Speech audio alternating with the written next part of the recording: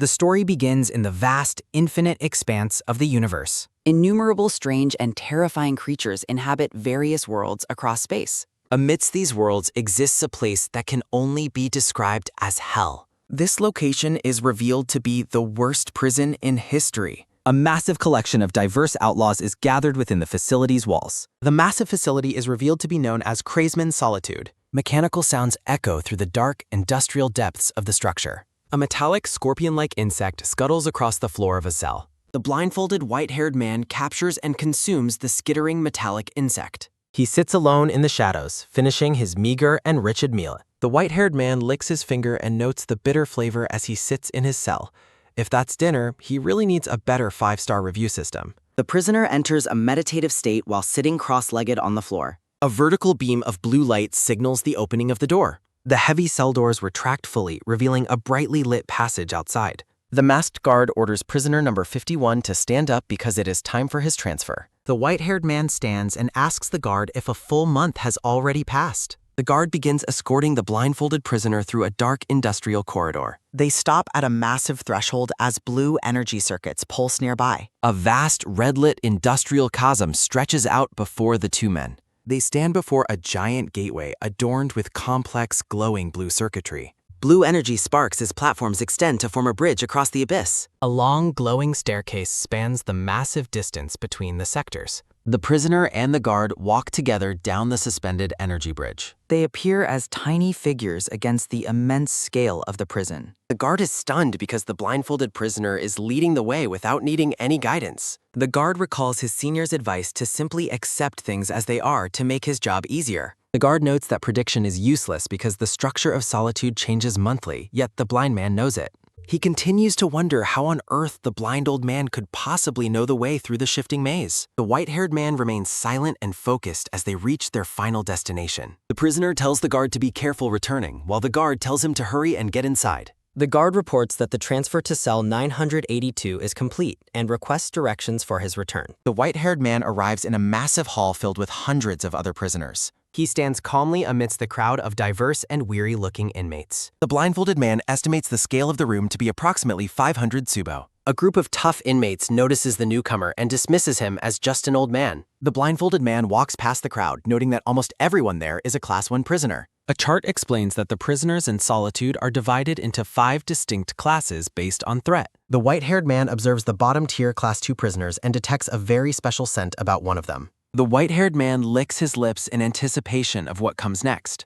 A large container of food is revealed amidst glowing steam, exciting the hungry prisoners. The white-haired man kneels and asks how long it has been since their last meal. A large group of malnourished and desperate inmates gathers around the food station. One inmate complains about maggot porridge, while another warns him to stay quiet to avoid being killed. A desperate prisoner rushes forward, determined to get at least one bite. A massive Class 2 prisoner named Tommy blocks the way, claiming his right to eat first. An inmate watches a falling comrade, wondering how long the bullies plan to keep up their dominance. Tommy eats the disgusting purple meal with ravenous and animalistic intensity. The group of bastards hogs all the food while the weaker inmates hope for leftovers. A young boy tells his older brother he is hungry, and the brother asks him to wait.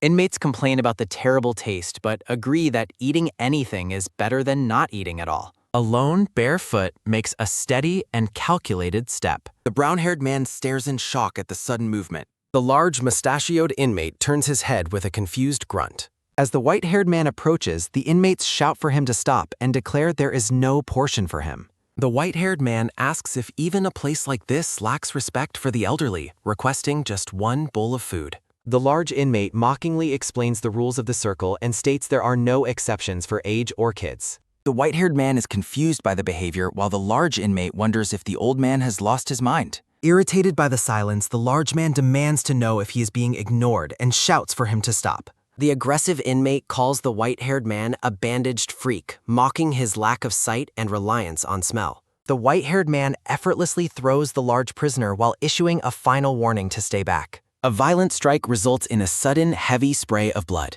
The white-haired man warns against touching his eyes while the surrounding crowd reacts with stunned silence. The diverse group of inmates panics, gasping in terror as they wonder what is happening to the blocks. A massive pig-like inmate watches the unfolding scene with a silent stare. The pigman inmate barks orders to his subordinates to bring the old man to him immediately. The white-haired man stands calmly as onlookers swallow hard and wonder exactly what he did to arrive there. Back in the office, a guard asks if the prisoner killed someone after hearing he survived 30 days of solitary. The officer notes that thousands die daily and questions if solitary was truly for killing just one insect-like prisoner. The guard learns that cells hold hundreds of people and asks for clarification on the old man's actual crime. The officer reveals that the old man didn't just kill one prisoner, but everyone in his entire cell.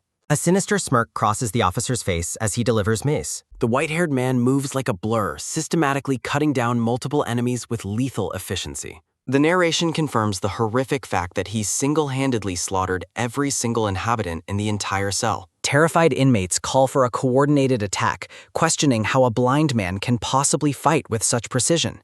He continues his lethal dance, striking with precision that defies sight. An enemy realizes the old man is using a weapon, but his realization comes far too late to save him. The prisoners are shocked to find themselves being butchered by what appears to be a simple knife. The officer in the office confirms that while it sounds impossible, the massacre is an undeniable fact. The subordinate guard stares in disbelief, unable to process the scale of the violence described by his superior. The guard's mask hides his expression, but his glowing eye suggests dread. The officer reveals that in just one night, the white-haired man killed a staggering 241 people. He executes a powerful kick, launching another prisoner through the room. Witnesses can only watch the carnage in horror, desperately asking who this monster of an old man really is. The officer asks the guard if he remembers the prisoner's number, noting that everyone in solitude is marked by arrival. A memory surfaces of the guard ordering prisoner number 51 to stand up for his monthly transfer. The subordinate guard realizes the significance of the low number and gasps in pure, unadulterated shock. The officer explains that the guard wouldn't know because he is new, but the old man is a celebrity. The white-haired man stands over a defeated foe, identified as the 51st prisoner to ever arrive at the facility.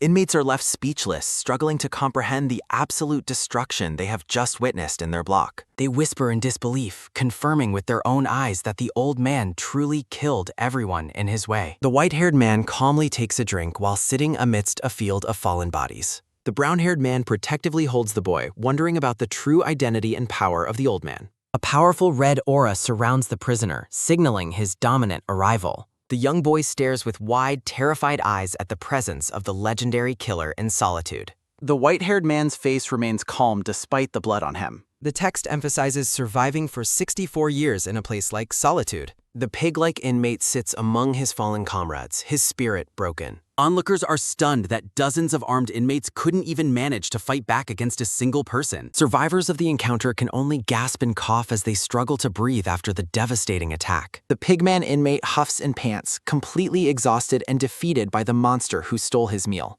Tommy stares in shock while questioning the white-haired man's true identity. The white-haired man asks if he truly believes numbers alone constitute power. He claims that numbers mean nothing when individual combat ability is pathetic. The elder warns the group that they will likely die within months. He grips his blood-stained weapon, offering a faster death to those impatient. The white-haired man stands ready, telling any who wish to die to come. The prisoner stands calmly amidst the heavy atmosphere of the defeated block. Tommy's eye reflects pure terror as he realizes the monster he faced.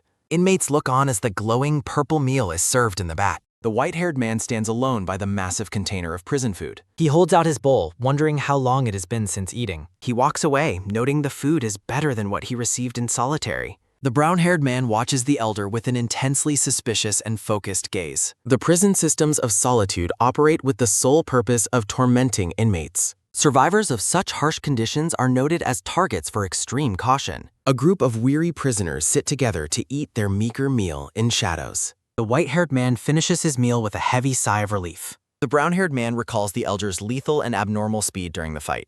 He warns Ciro to stay away while privately finding the old man interesting. The brown-haired man is startled as the white-haired man suddenly appears behind him. Ciro gasps as they both stare at the legendary prisoner in complete shock. The elder observes that Ciro has possessed a special scent since his arrival. He claims the boy has special blood, causing his guardian to react defensively. The elder explains that at his age, intuition is his only remaining skill. The guardian grips his hand and threatens to kill the elder if he speaks. A powerful, glowing aura surrounds the brown-haired man as he delivers his warning. The old man dismisses the threat, stating he is simply amused by the child. The white-haired man stands casually while the pair remains tense and wary. The Guardian decides it is time to leave and Sero quietly agrees. The white-haired man remains silent as he watches the pair depart his presence. The pair walks away as the old man remains a solitary, imposing figure. A massive column of golden light erupts as the quarry prisoners finally return. A narrator confirms that the prisoners who went to the quarry have returned.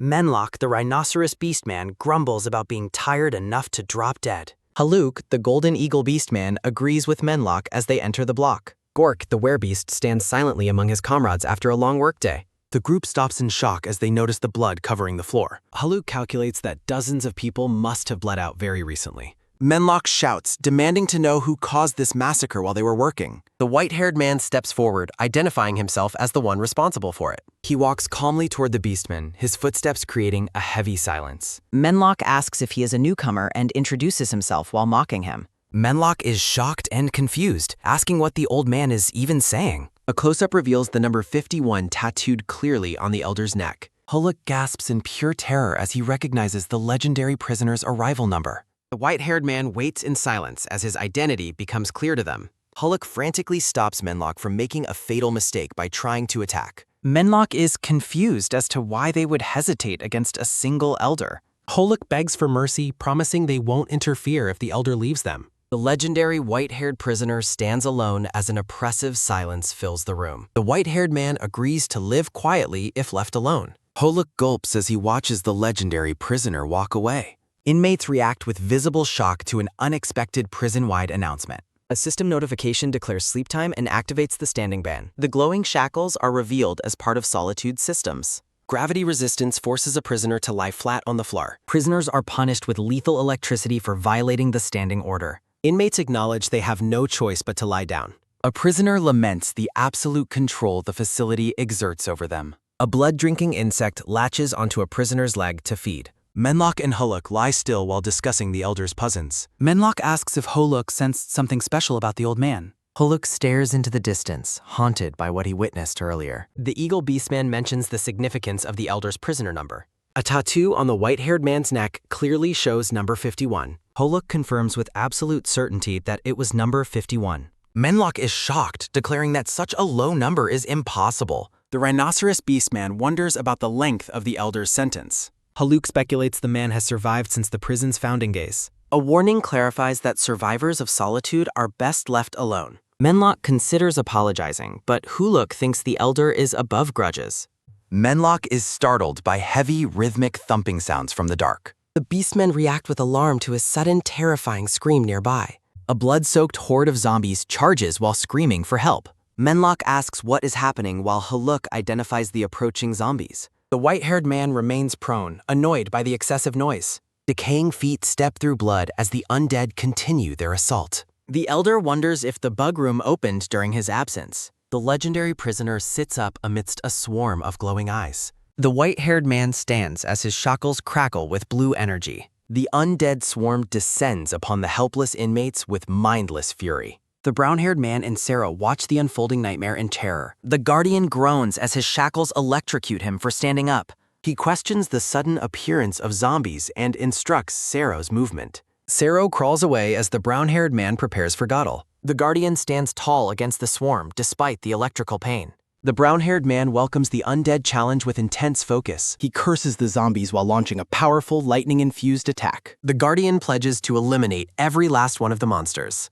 A zombie is brutally decapitated by the force of a strike. Blood sprays everywhere as the beastmen watch the carnage unfold nearby. Menlok and Haluk are overwhelmed by the suddenness of the attack. Haluk notes their numbers keep increasing regardless of how many die. He explains that beastmen can resist gravity while weaker prisoners cannot. The swarm bites the helpless, ensuring they will all become zombies. Menlok asks why zombies ignore gravity while Haluk explains their debt. A massive horde of undead charges forward with renewed aggression. Menlok curses as the next wave of monsters arrives for battle. The zombies let out a deafening roar as they attack again. The relentless undead surge forward, seeking more blood in the dark. Menlok worries that being surrounded is the end while noting the no-standing system is draining his stamina. Haluk advises Menlok to endure against the rock before reacting in shock to a sudden electrical crackle. The white-haired man stands defiantly as blue electricity surges through his shackles, facing the undead horde. A close-up reveals the Elder's focused and grim expression beneath his long, silver hair. He leaps through the air, delivering lethal, high-speed strikes that tear through the ranks of charging zombies.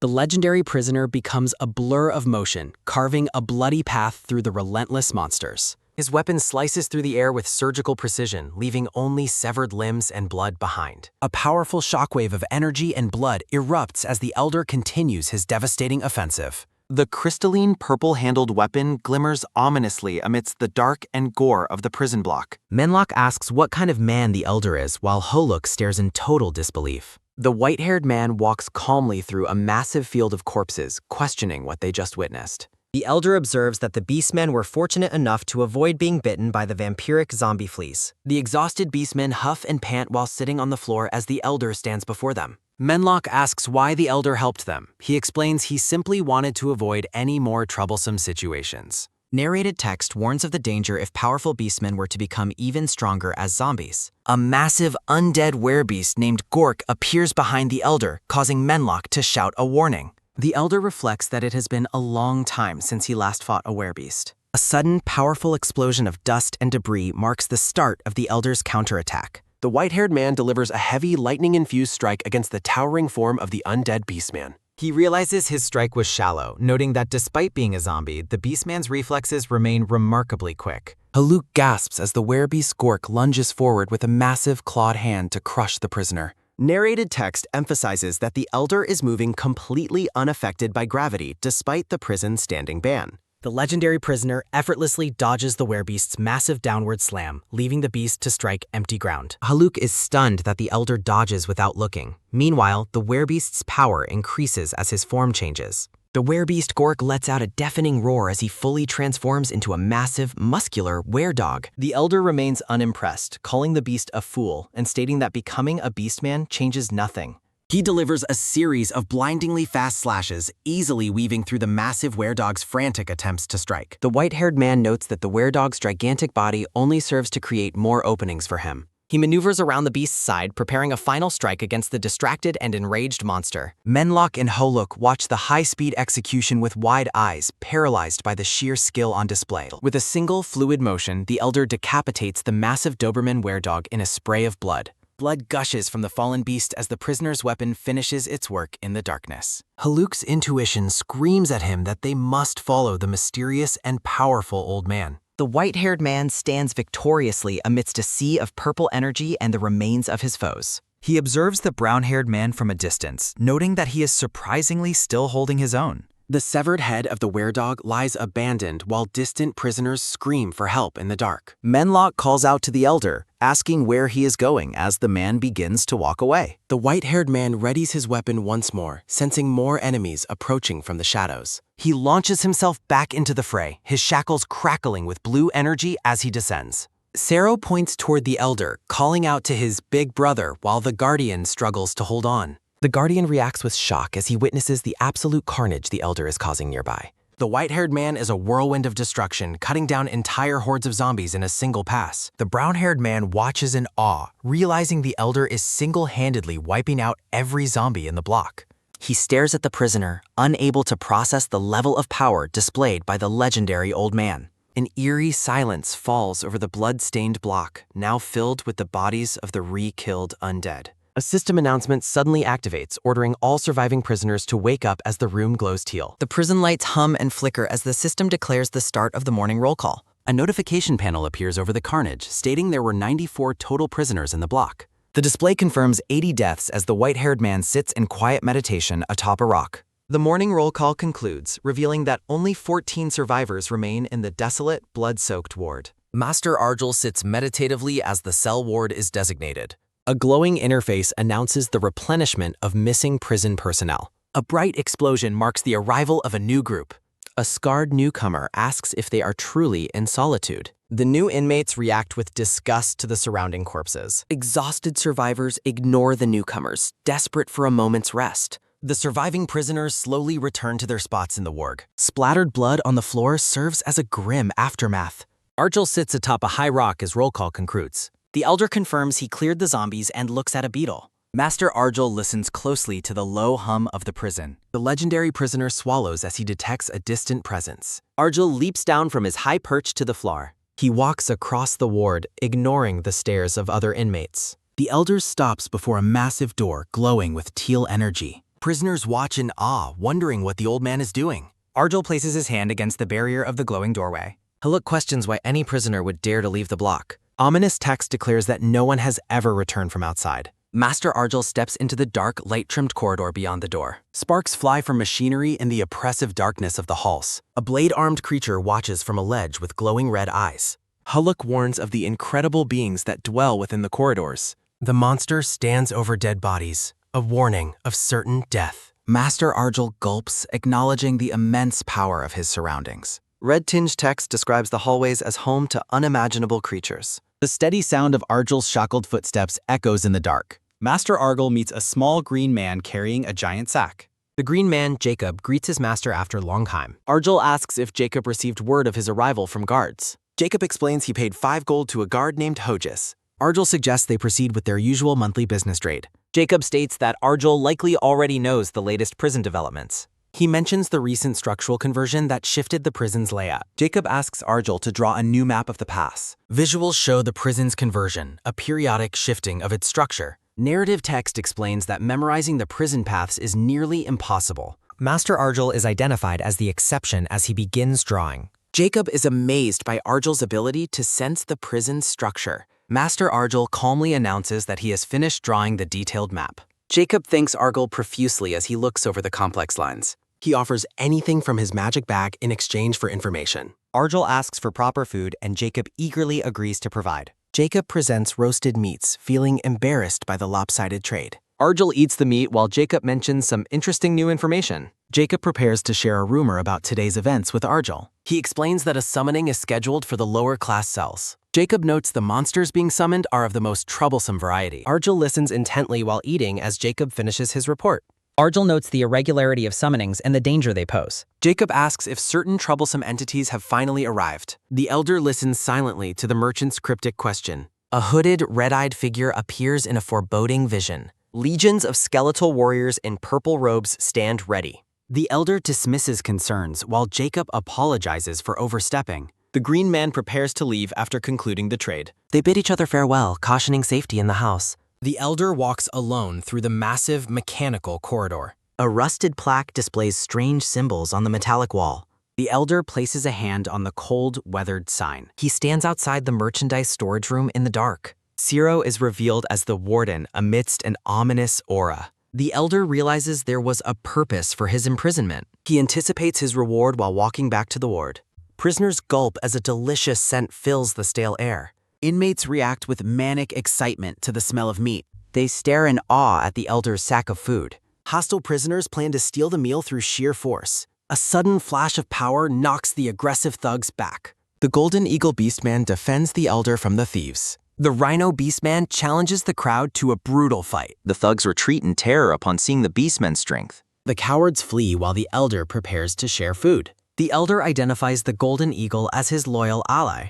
The Rhino Beastman is amazed by the quality of meat. Ciro rushes toward the food as his guardian follows behind. The elder invites everyone to feast before the food cools. The group finishes eating and thanks the master for everything. The elder speaks grimly about the suffering within the prison. He questions the group's true resolve to survive this hell.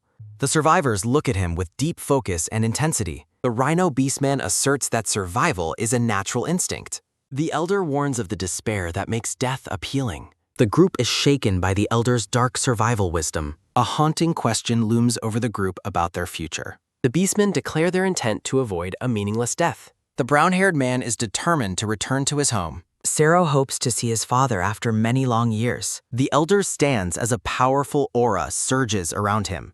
The group watches in awe as a turning point approaches. A close-up of Ciro shows his mixture of fear and awe. The elder decides to utilize them, ordering everyone to prepare. An alarm sounds, announcing a summoning event is starting now.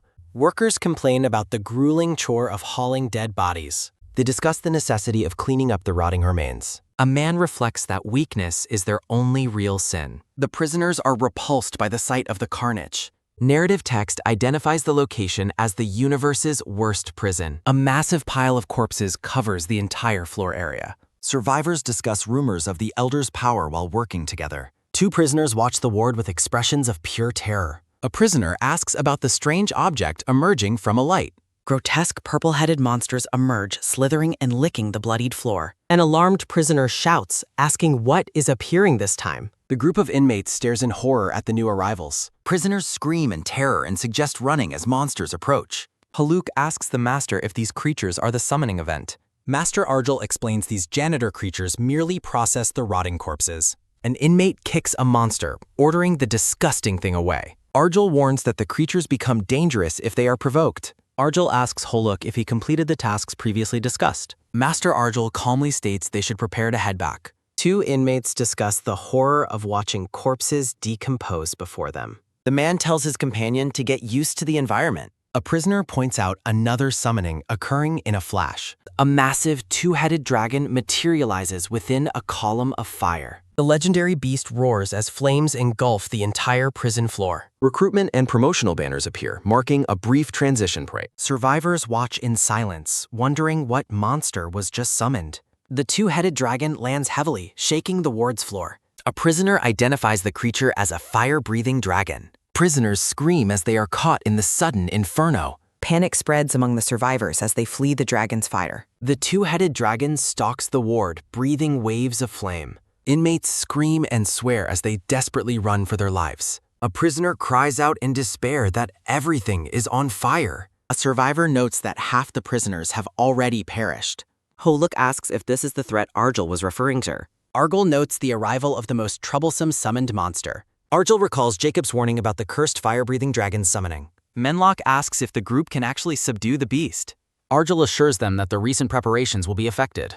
The Elder promises survival if everyone follows his precise instructions. A prisoner shouts a warning as the massive dragon approaches. The dragon lands near the group's makeshift rocky defensive position. Argel explains the dragon's fire range is roughly 10 meters. He details the 1-second delay before the dragon breathes fire. Argel orders everyone to duck behind the rocks for safety. Holuk hides behind a rock, successfully avoiding the searing flames. The group realizes the barrier was essential for blocking the fire. Menlock questions why they must move the heavy stone barrier. Narrative text confirms they would have been roasted alive otherwise. Menlock asks for a swap, but Holuk is too busy.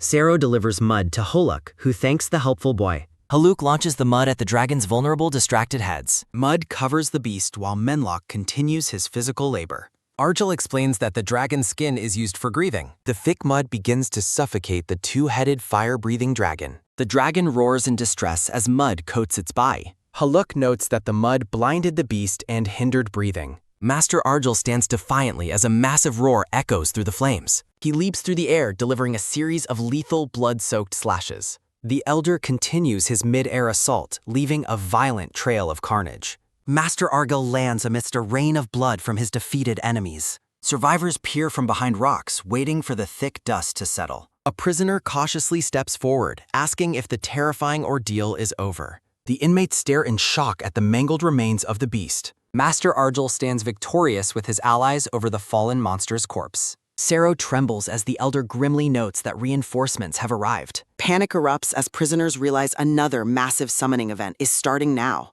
Master Argel focuses his senses on the overwhelming power of the newcomers. Over 10 new fire-breathing monsters are summoned into the prison ward.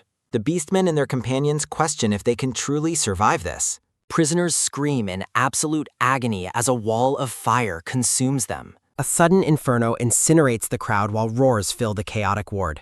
Master Argel notes that defeating the dragons alone is not difficult. He realizes that keeping the entire group alive is the true challenge. The Elder orders everyone to follow him into the lethal prison corridor. Argel charges ahead, leading the survivors through the thick black smoke. Holuk expresses deep skepticism about entering the notoriously dangerous restricted hallways. Menlock shouts in terror, arguing that the outside is even more dangerous. Haluk orders him to stay near the master for their best survival. A massive monster lunges toward the Rhino Beastman during their frantic escape. Master Argel unleashes a powerful blast to clear the path for everyone. The group continues their desperate run through the blood-spattered prison halls. Menlock stops in his tracks as a chilling shadow looms over him. Argel questions if the Rhino Beastman truly wants to die so pointlessly. He commands the group to move quickly without any further hesitation. Holuk struggles with the lack of visibility within the oppressive, foggy corridor. Arjul warns everyone to stay alert for hostile, high-class prisoners nearby. The elder walks with a grim, purposeful expression through the dark corridor.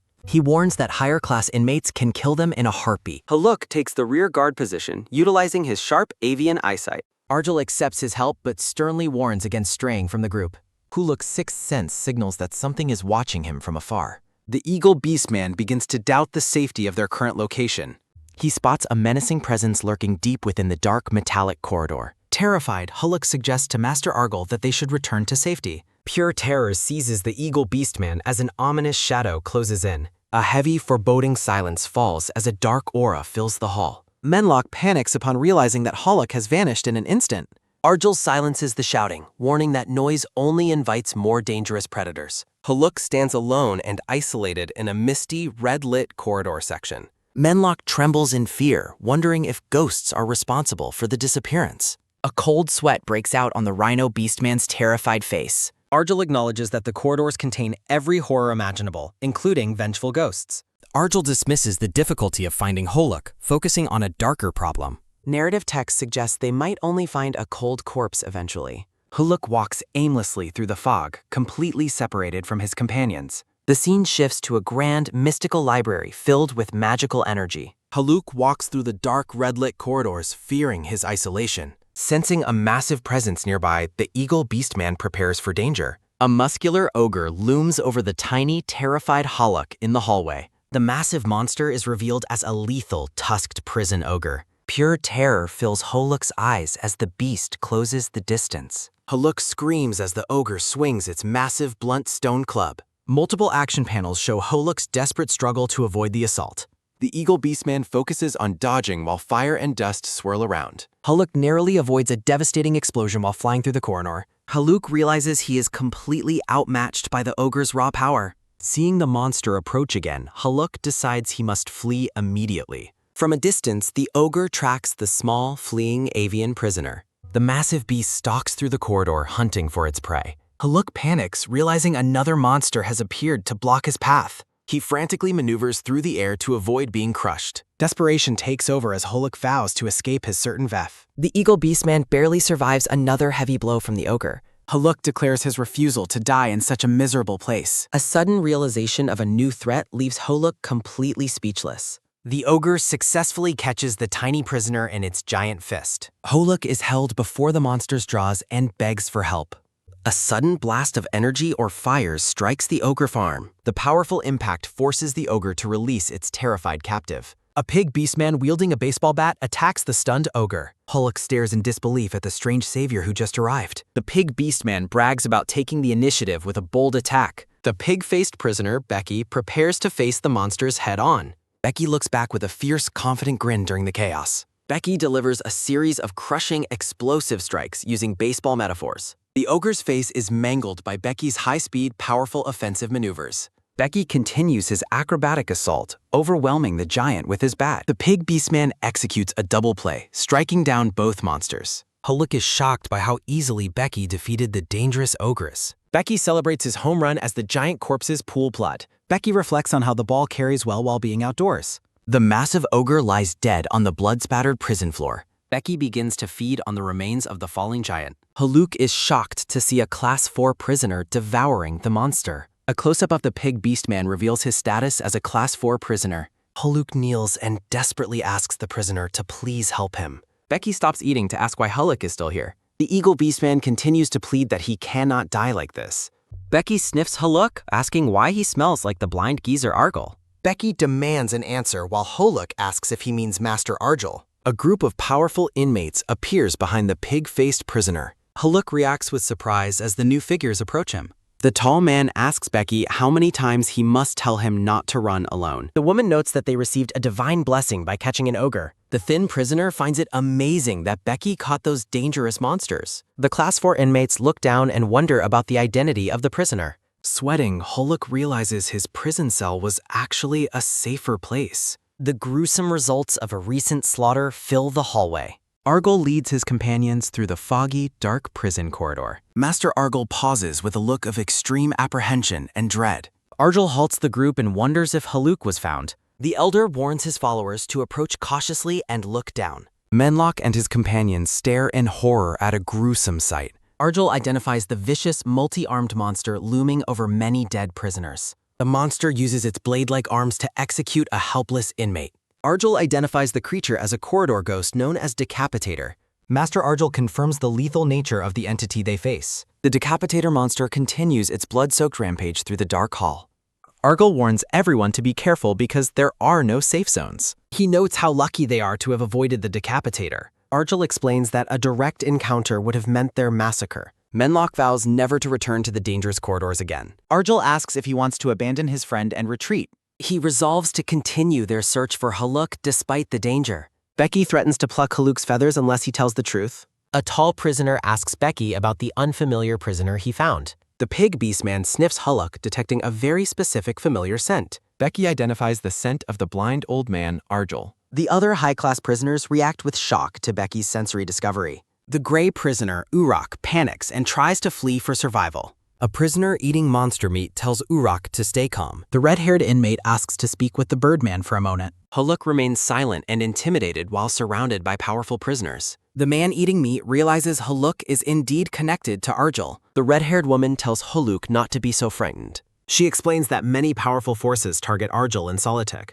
She warns that staying with Arjul brings inevitable and lethal trouble. Haluk wonders what kind of terrifying beings could target Arjul. The red-haired inmate chants a spell while holding a mystical book. The magic heals Haluk's wounds and calms his frantic, racing mind. The woman offers a blessing as her group leaves Haluk behind. Now able to move, Haluk walks back into the dark corridors. Haluk hears familiar footsteps and reunites with Manhwa and Arjul. Haluk bows and thanks Master Arjul for searching for him. Arjul explains the prisoner was a believer in the light constellation.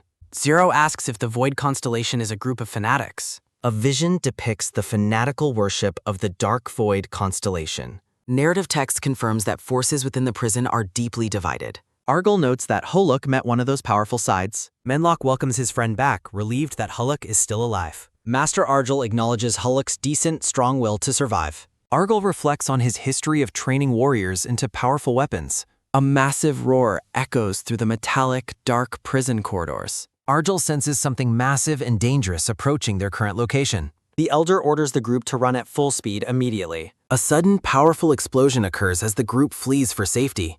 The Decapitator monster lashes out with its massive razor-sharp blades. Haluk, Manhwa, and the others stare in wide-eyed, paralyzed shock. A massive, multi-armed monster looms menacingly through the thick mist. Arjul orders a hasty retreat while a powerful explosion erupts nearby. The beastmen flee in terror while identifying the monster as Decapitator. The massive, tusked monster continues its relentless pursuit through the corridor. Arjul carries Zero and warns that this monster kills high-class prisoners. An explosive shockwave ripples through the hallway as the group flees. A terrified prisoner urges his companions to simply run for survival. Arjul carries Zero as the massive monster looms over the group. Arjul realizes he must separate from the group to save them. The group reaches their limit as the monster smashes the ground. Arjul orders the group into a nearby passage to find safety. The massive monster finds itself too large to enter the narrow doorway. Arjul stops the group and gives Haluk specific directions to their cell. Arjul decides to lure the monster away while Haluk accepts the orders. The multi-armed creature strikes the floor with its lethal, scythe-like limbs. The monster begins to smash through the passage using brute force. Arjul sprints in the opposite direction to divert the monster's attention. Haluk confirms that the Decapitator has followed Arjul away from Hen. Zero questions if they should stay and fight alongside their master. Haluk hesitates to abandon the old man despite the overwhelming danger. Narrative text reflects on Arjul's long history of enduring profound solitude. A vision shows Arjul standing victoriously amidst a pile of corpses. Haluk realizes they are currently baggage and must avoid being caught. Haluk decides the group must return to their cell immediately and safely. The Decapitator taunts Arjul, threatening to cut off his tired legs. Arjul stands defiantly before the monster and asks if it intends death. The monster accuses Arjul of lying, while Arjul questions the deception. The Decapitator claims Arjul broke a promise to play a simple game.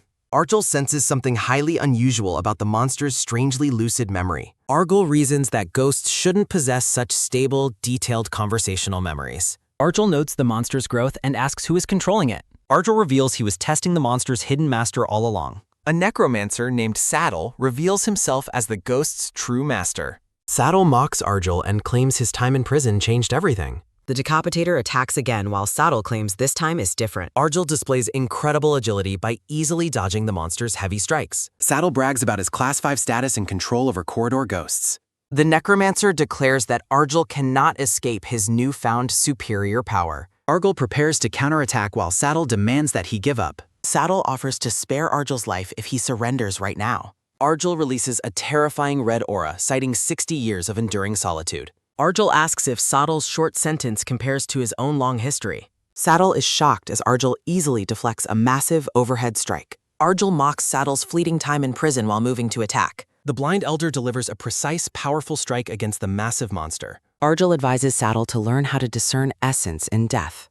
Arjul executes a high-speed maneuver that shreds the monster into pieces. The decapitator monster is completely obliterated in a violent fountain of blood. Arjul stands amidst a thick crimson fog following the violent confrontation. The blind elder inspects a mystical mark that previously controlled the ghost. Arjul issues a stern warning to demon worshippers while holding monster remains. Narrative text notes his refusal to engage in further useless, wasteful actions. Haluk reflects on his time walking behind Arjul while navigating the corridor. The eagle beastman halts the group, questioning if they are currently lost. Menlock worries for their master, but Hulk trusts the elder has plans. Zero spots a light ahead as Arjul chides them for penally. Arjul reunites with his companions and urges them to enter the cell. The group stands together, surveying the grim atmosphere of their new location. Zero is visibly horrified by the gruesome remains discovered inside the cell. The floor is littered with the charred, black corpses of former prisoners. Menlock asks if the young boy is all right as Sero covers his face. Arjul tells Zero that he must accept the harsh reality of solitude.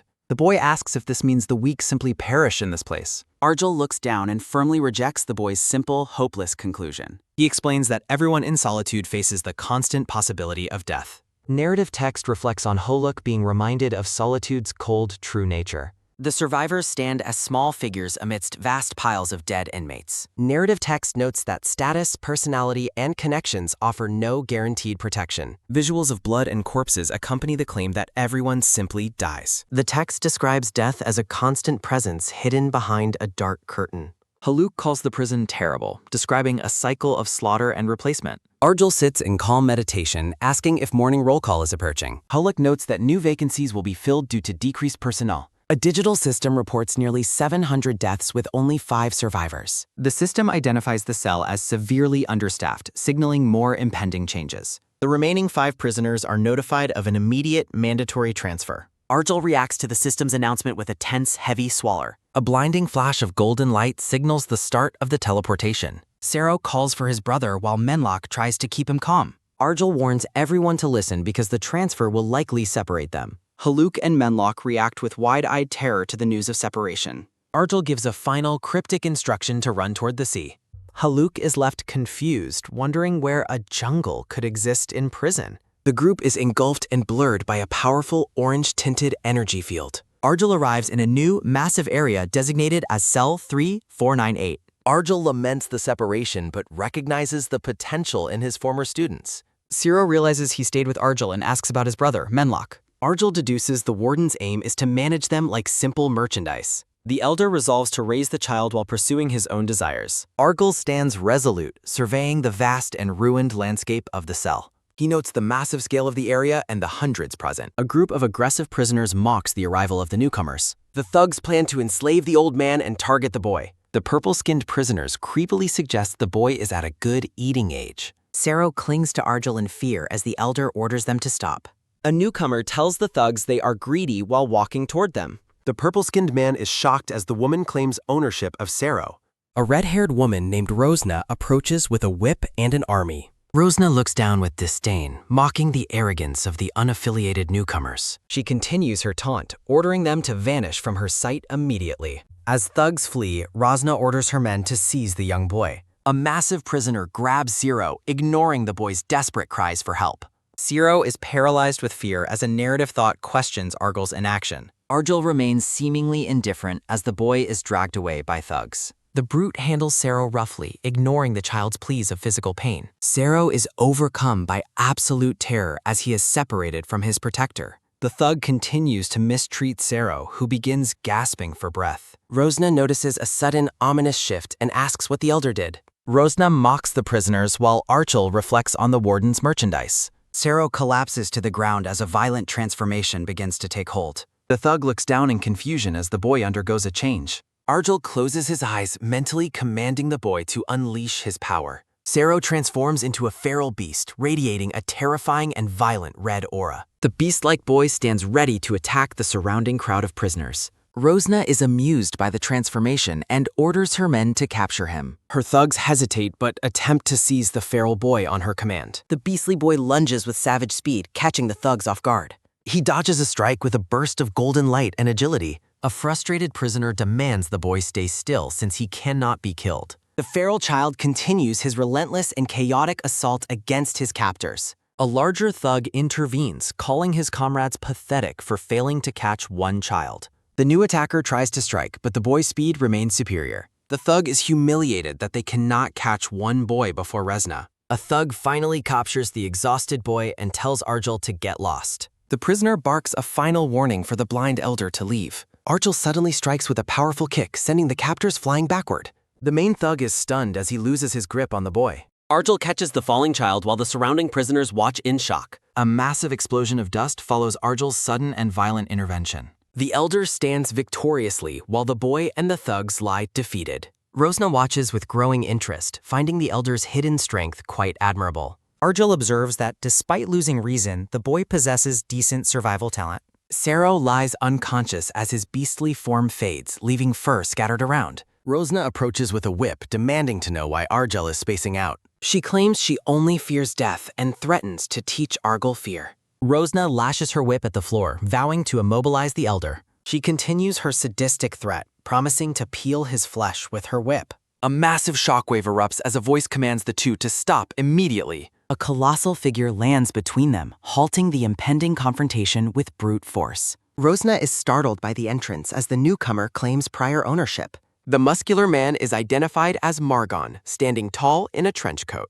Margon orders Rosna to retreat or face the start of an all-out war. Rosna smiles defiantly, claiming she is always prepared for the inevitable conflict. Margon remains resolute, stating he has no intention of backing down now. The powerful newcomer displays his immense muscular physique as tensions continue rising. Margon's personal army of armed prisoners stands ready to fight on his command. Rosna accuses Margon of being sneaky by surrounding her before starting a fight. She warns that their mutual destruction would only benefit a rival named Beckham. Vowing to make him regret his actions, Rosna leads her men away. Margon notes her retreat while Archel asks for the muscular man's identity. Identifying himself as Margon, the muscular man recalls Argel saving him. Margon vows never to forget that day despite the elder's lack of memory.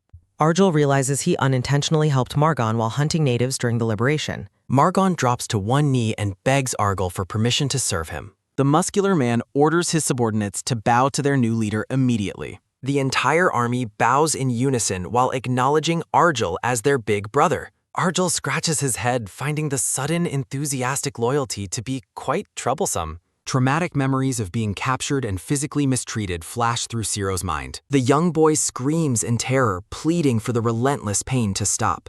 Margon offers to explain the current situation within their new prison cell. He explains that cell 3-498 is strictly divided into 3 distinct factions. Margon identifies his personal group as the powerful Axe Margon Circle. He names the Rosna Circle and the Blade Master Beckham Circle as rivals. These 3 powerful circles maintain the fragile balance of power and solitude. Margon mentions release preparations while asking about Argel's long history in solitude. He thanks the elder for his survival and the chance to lead. Archel dismisses the information while Margon offers to bring them food first. Sero asks if Archel's earlier inaction was because he believes the boy is weak. Archel notes they are together only because he refused to abandon the child. The elder asks if Sero is afraid. The boy misses his brother Lucas. Sero laments his own weakness while Argel tells him he is completely mistaken. The elder explains that strength is always decided by the opponent you face. Archel expresses his sincere desire for the young boy to survive in solitude. He promises to banish the boy's darkness and teach him how to be strong. Archel states that the first step toward gaining strength is to eat. The elder asks the young boy what he believes is most fearful. Archel asserts that nothing in this world is more painful than starvation. A tray of disgusting, oozing insects is presented as their only available meal. Archel insists that accepting this harsh reality is necessary for true survival. Sero reflects on his brother Lucas before nervously preparing to swallow the meal. The boy begins eating the repulsive insects with a new, fierce determination. Members of the Rosna Circle note their leader has left for a report. Rosner reports that half the life force has been collected for the next liberation. A mysterious voice from the orb asks if anything unusual happened today. Rosner reports the unusual transfer of an old man and a young child. A subordinate describes Argel's distinct appearance to the hidden leader of demons. The news causes the demon leader's energy to explode in a violent surge. A flaming demon face declares he will personally visit the cell immediately. Shocked, Rosna offers to capture the targets before the demon leader arrives. The leader grants her permission to kill or capture the elder as desired. Rosna promises to fulfill the mission with the authority she was just granted. The red-haired woman prepares to capture all the prey that her master desires. Argel and Zero meditate as their powerful auras begin to flare and collide. The elder and the boy sit in silence as the training session begins. Argel looks at the boy and prepares to start their first lesson. A mental command instructs the young boy to close his eyes now. Zero focuses on his breathing while maintaining a calm, meditative posture. Argel notes that physical techniques are currently meaningless for the young child. Argel instructs Zero to breathe in deeply and exhale slowly while focusing on the darkness. Argel explains that they are now going to enter the young boy's inner self. Argel commands the boy to continue breathing slowly as the meditative session progresses. A sharp command for the young boy to act now echoes through his mind. Zero asks what is happening since he was just sitting down a moment ago. A voice calls out from the darkness, asking if the young boy can hear. Argel tells Zero to stay calm because he is right beside him in his inner self. Argel explains that only by understanding heart darkness can one become strong, so they should take one step today. Zero takes a tentative first step forward on the dark, rippling surface. A sudden, blinding flash of light erupts as his foot touches the water. Zero views a warm memory of a family embracing together in a grassy field. The young boy gazes at the bittersweet memory with tears filling his eyes. Argel declares that it is enough and tells the boy not to look down anymore. Argel tells Zero to focus on his voice and exhale slowly just like before. Zero notes his consciousness is fading away and worries something terrible might happen. The young boy gasps and pants heavily as he snaps back to physical reality. Argel praises Zero for facing the darkness within for the first time. The blind elder warns the young boy never to forget what he learned today. Argel states Zero's blood will eventually become his strongest weapon. Zero looks at his beastly claws as he returns to his physical body. Argel announces it is mealtime, while Zero reacts with a look of surprise. Margon presents grilled monster meat, apologizing for the humble fare he is offering. Zero eats nervously while Argel notes the other men found different feeding methods. Rosna arrives and demands the big guy hurry up and bring the haul out. Margon tells Rosna not to talk like it is her property while she mocks him. Rosna looks at the elder with a malicious smirk, noting he is still alive. Argel remains silent, choosing to ignore the red-haired woman's presence. Margon's subordinate confirms that they have understood the orders given by the captain. Margon's men look over a pile of dead prisoners to prepare the harvest. Rosna anticipates a feast today because there were only 2 deaths on her side. Zero asks with horror if they are trading corpses, and Argel confirms they eat them. Argel calmly states cannibalism is common in the harsh environment of solitude. Argel warns the vomiting boy that losing food means losing strength. Margon tells his big brother to rest while he returns to his meal. Margon justifies the harvest while his men haul away the dead prisoners. Argel warns Zero to eat monsters and insects but never become like those people. A massive mechanical gate opens, allowing a new group to enter the cell. Thugs mock the weak prisoners who died while begging for their lives. The crowd is ordered to get lost because Master Beckham is passing through. The imposing Blade Master Beckham walks forward with his personal army of followers. Margon greets Beckham and asks if there was any harvest from his hunt. The 2 powerful circle leaders stand together in a moment of tense silence. Margon's subordinate notes that Beckham offered to share food despite the circle's bad terms. Margon explains that Beckham avoids picking fights to keep everyone beneath him. Margon says Beckham wants to talk with Argel while Severo reflects on the man. Zero's eyes widen as he notes that the man called Beckham smells of blood. Argel tells Zero to go back alone while he goes to meet Beckham. Subordinates grumble about babysitting the brat while the other guys are feasting. One thug suggests Zero's meat would be tender, while another warns of Rosna's dinner table. Zero sits alone in the darkness, overwhelmed by a sense of isolation. Zero wonders if he can become as strong as the elder. The young boy stares ahead with a mixture of fear and determination. Zero asks how one can obtain such overwhelming strength. Argel asks if this is the boy's first time seeing a strong person, and Zero confirms it. The young boy asks with wide eyes if the elder is even human. Argel confirms his humanity while Zero asks if he uses ki or mana. The elder explains he handles ki instead of mana to some extent. Argel answers Ciro's questions, revealing that he is currently 88 years old. Argel describes his simple life, including taking night walks in the corridors. Argel mentions he has friends who look cold but are warm, and others who resemble bears. Ciro asks for the reason behind Argel's arrival in the Solitude prison. A heavy silence falls over the elder as he avoids the boy's gaze. A dark, bloody memory of a woman lying on the floor flashes by. Argel bluntly states that his wife passed away. Describing her beauty, Argel decides to finish the story at a later time. A sudden, violent shockwave erupts, nearly hitting the startled young boy. Ciro is paralyzed by shock as the attack lands right next to him. The boy identifies the weapon as a whip as a massive figure looms. A massive explosion of dust and debris clears to reveal an intruder. Rosna smiles maliciously while asking for the location of the old man. The red-haired woman mocks Ciro, calling him a helpless little puppy. Ciro realizes he is trapped alone and panics about what to do next. The boy despairs, knowing Argel is not there to protect him right now. Rosna's men surround the area while Ciro cowers on the floor. With a crazed expression, Rosna commands the boy to come over to her. Ciro groans in pain as he is struck and thrown by the whip. Rosna notes that Ciro's endurance has improved since his panic attack yesterday. Ciro begs her to stop, warning that his reaction will be terrible. Rosna expresses her boredom and demands the boy hurry up and break. Ciro's aura flares as he screams, while Rosna goads him to bark. The red-haired woman stares down with a predatory, savage grin. Rosnan challenges the boy to see how much longer he can endure. Ciro is struck again, his body reeling from the relentless force. The young boy is sent tumbling across the ground by the impact. Ciro struggles to maintain his consciousness despite the physical agony. Rosna stands over the defeated child, telling him to keep barking. A mysterious thought wonders how the old man will react to this. Argel, Beckham, and Margon sit together to share a tense meal. Beckham addresses Argel by name and asks if he can pose a question. Beckham asks why Argel does not have a class number on his neck. Argel explains numbers weren't assigned back then. Beckham suggests calling him senior. A mental note describes Argel as a legend who fought jungle natives alone. Argel dismisses the praise, claiming he is just a boring old man now. The three powerful leaders sit in the center of the vast, ruined cell. Beckham reflects on the elder's mysterious history and lack of a prisoner brand. Beckham wonders if he should test Argel's strength right now. A mental image of a lethal, bloody sword strike flashes through Beckham's mind. The group continues their meal in an atmosphere of heavy, unspoken tension. Argel and Beckham lock eyes in a silent battle of wills. Markin shivers, wondering why he suddenly felt such a terrifying cold chill. Argel excuses himself from the group before eating any provided food. Claiming he must tend to a child, Argel takes monster meat.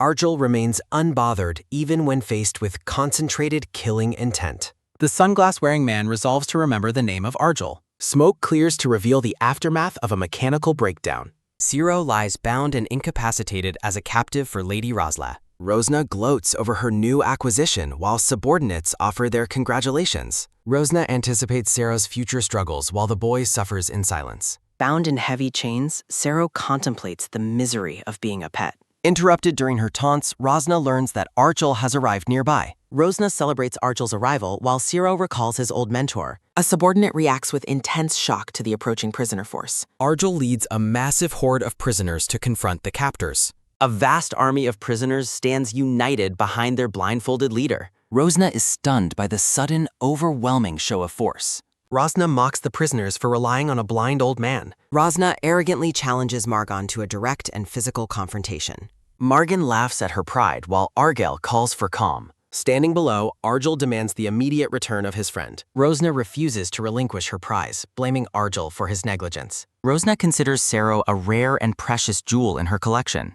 Bound on the cold floor, Ciro remains helpless against his captors. Rosna displays a manic grin while continuing her taunts against Argel. Argel's grim expression suggests he is losing his remaining patience. Argel warns that the captors don't understand Ciro's true nature. He explains that their ignorance regarding the boy's value is fatal. Argel flatly declares that keeping Ciro will lead to certain death. Unimpressed, Rosna dismisses the old man's warning as a pathetic bluff. Margon demands a rescue mission, but Argel insists on retreating instead. The prisoners are bewildered as Argel calmly walks away from them. Argel decides to wait since Ciro is in no immediate danger. He notes that the warden's presence ensures Ciro's temporary safety. Argel maintains a stoic, calculating silence as he walks away. A dense, mystical mist begins to envelop the old white-haired warrior. Argel finds himself within a hazy, industrial-looking mental landscape. A mysterious silhouette asks about friends, prompting Argel's thoughtful reply.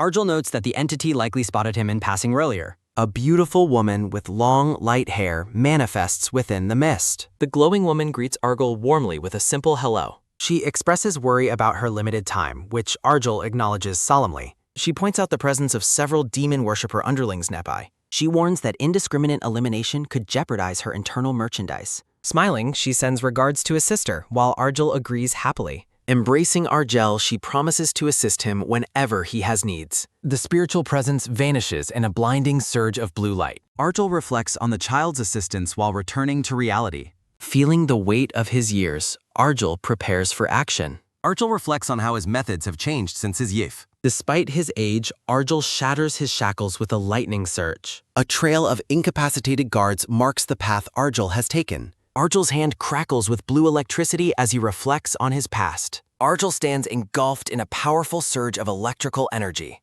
A deafening sound echoes near the massive mechanical gates of the prison. Rosna reflects on her identity while appearing bloodied and exhausted. Rosna recalls her humble beginnings as an ordinary Class 3 prisoner. Rosna remembers her fateful encounter with a massive, terrifyingly stitched figure. Rosna instinctively knelt before the overwhelming authority of the mysterious figure. Rosna credits that person's influence for her current status and power. A subordinate frantically awakens Rosna to report an emergency. Rosna reacts with irritation to being woken up so abruptly. The subordinate reveals that their entire force has been wiped out. Rosna is stunned to learn everyone was found dead this morning. Rosna questions the report, confused by the lack of defensive response. Rosna realizes a stealthy surprise attack should have been impossible. Rosna surveys the slaughter, noting 40 people died in the massacre. Rosna and her men examine the unusual wounds on the victims. Rosna begins to suspect the true identity of the attacker. Rosna charges forward, demanding to know where the young boy is. A broken shackle and chain lie abandoned on the cold floor.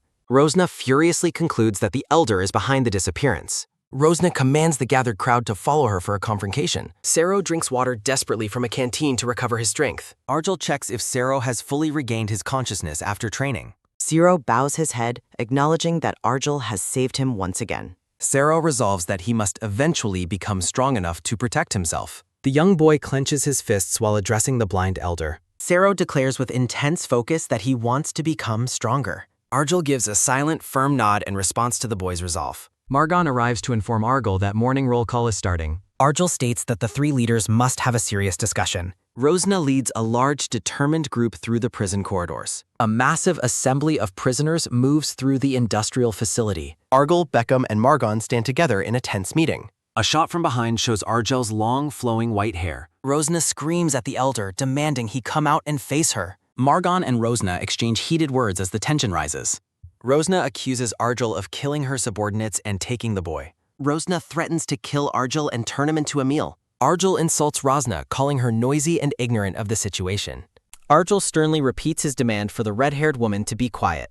The blind elder maintains a calm but menacing posture. Rosna reacts with stuttering fury to the elder's blatant disrespect. Arjul asks the other leaders to voice their opinions on the matter. Margon enthusiastically agrees to follow the elder's welcome proposal. Beckham notes that the proposal is worth the risk of casualties. Arjul clarifies that he was already making a deal with the leaders. Arjul proposes holding a feast today while capturing the remaining survivors. Rosna stands frozen in shock at the cold-blooded negotiation. The red-haired woman is paralyzed by the sudden turn of events. The vast crowd of prisoners watches the leaders in silent anticipation. The seasoned prisoners wait in the shadows with glowing, expectant eyes. A sudden flash of white light draws the focus of the prisoners. A status screen shows the Margon Hullock Beckham circle leading against the Coste circle. A red eye reflects the bloody chaos of an ongoing prison riot. A massive wave of prisoners charges forward with weapons drawn into the fray. Shadows begin to consume the red-haired woman as the battlefield becomes hellish. Paralyzed by fear, Rosna sweats as the dark manifestations close in on her.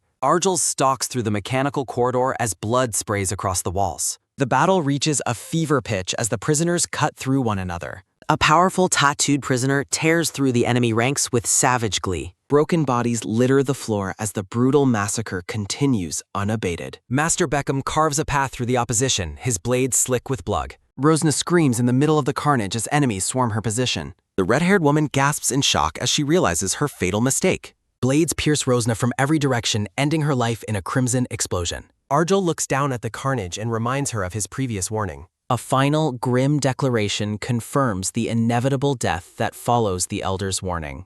The Elder stands before a massive structure where a glowing orb pulsates. Argel identifies the object as a life force orb being collected within the cell. Taking a deep breath, the Elder begins to inhale the orb's concentrated energy. Argel notes the quality of the energy as a red aura surrounds all. The Elder worries that these troublesome events will delay his meeting with the Warden. Argel speaks directly to the orb, calling out the name of Darkus. Argel recalls severing a ghostly connection and hopes the target hasn't gone insane. The Elder warns the listener to stop their pursuit or face certain regret. A monstrous figure with gray fur dismisses the Elder's words as boring chatter. The stitched giant Darkus towers over Argel's reflection, mocking him for being scared. Cracking the orb, Argel retorts that he has no reason to fear someone like him. Argel crushes the life force, vowing that anyone who chases him will die. The scene shifts to cell 6-879 where a mechanical spear rests. A long-haired man sits regally in a chair while sipping from a glass. The figure is identified as the Vampire King Indurus, a Class 8 prisoner.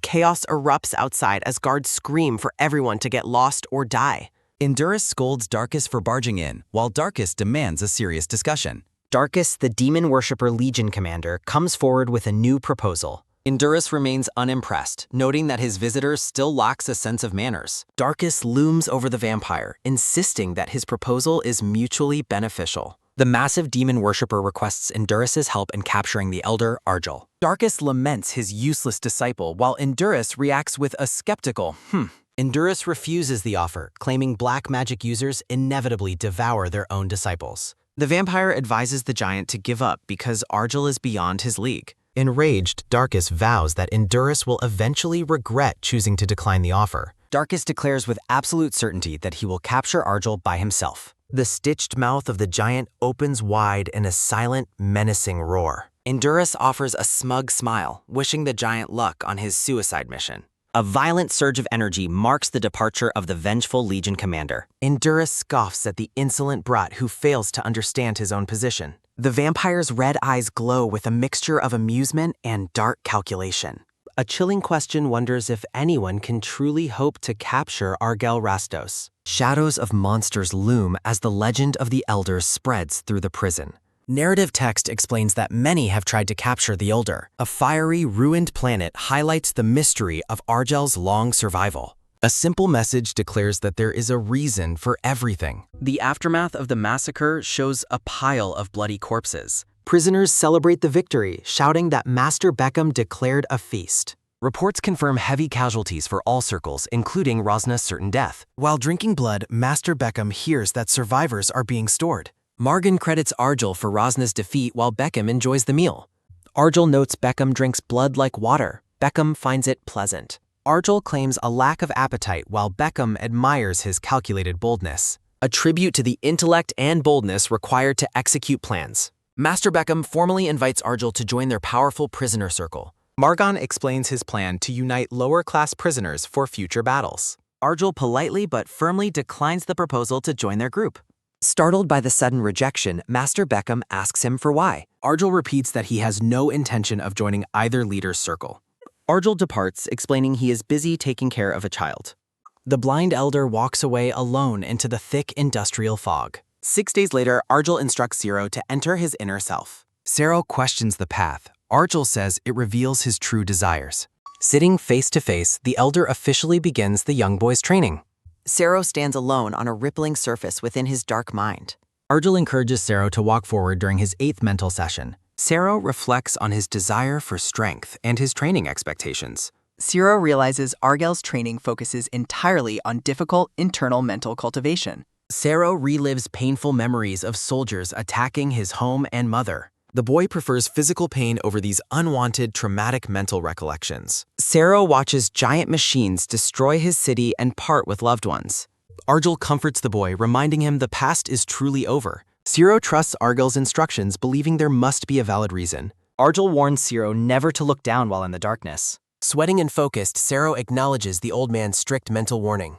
Reaching a mental precipice, Sero reports that it is a dead end. Argel commands him to keep going. Sero reacts with confused hesitation. The elder insists Sero must proceed if he wants to become strong. Despite his fear, Sero resolves to become strong through this trial. Sero steps into the abyss to ensure he never loses anyone again. Falling through the dark, Sero vows not to back down anymore. Argel's voice fades as Sero enters a deeper, silent mental lair. Sero senses a terrifying presence lurking within the depths of his mind. A mysterious voice expresses sadness that Sero hasn't called until now. The voice asks if Sero is ignoring it. Sero feels uncertain. Sero reminds himself not to answer as the voice blames him. A massive, many-eyed monster claims Sero's selfishness caused his people's deaths. The creature looms over the boy, declaring its intent for the future. Suffocating under the monster's pressure, Sero gasps that he cannot breathe. Crying in agony, Sero begs for the painful mental torment to stop. The entity notes with dark satisfaction that Sero is finally looking. A monstrous, multi-eyed wolf opens its jaws to consume the terrified boy. Sero screams in pure terror as the nightmare completely engulfs his consciousness. A desperate hand reaches out during a mental skrickle. Sero is seized by a multi-eyed horror within his mind. The boy's eyes widen in terror as he faces the nightmare. Gritting his teeth, endures the crushing weight of the trial. Sero gasps for air as he returns to the physical world. Argel offers his congratulations for surviving the harrowing mental encounter. Argel observes that Sero has successfully confronted his inner darkness. The elder declares that it is finally time for the next step. Argel promises to help the boy achieve his deepest desires. Confused and exhausted, Sero questions the true nature of his desires. Looking at his clawed feet, Sero confirms his resolve to proceed. Argel challenges Sero to a bout to teach him combat. The elder stands ready as Sero prepares for his first fight.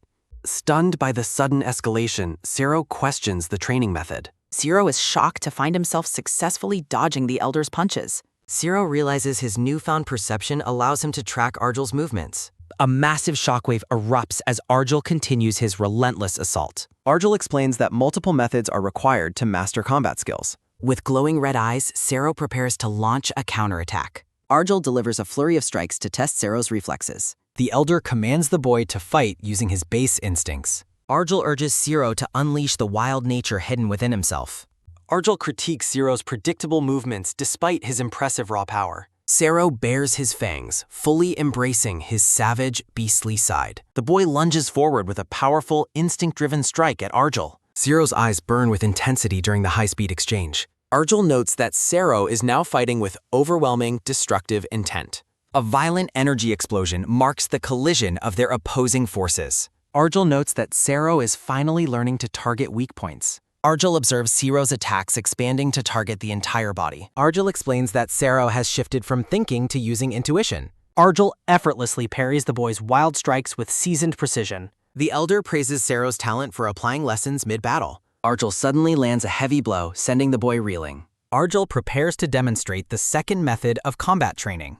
A blur of fists highlights Argel's superior speed and martial skill. Sero is engulfed by the pressure of Argel's overwhelming offensive. Argel emphasizes that learning to take a hit is crucial. Argel notes the vast difference between those who have experienced suffering. Sero's desperate kick is easily avoided by the calm elder. A massive impact sends Sero crashing violently into the floor. Argel delivers a final, punishing strike to conclude the session. Sero is blown back by the sheer force of Argel's power.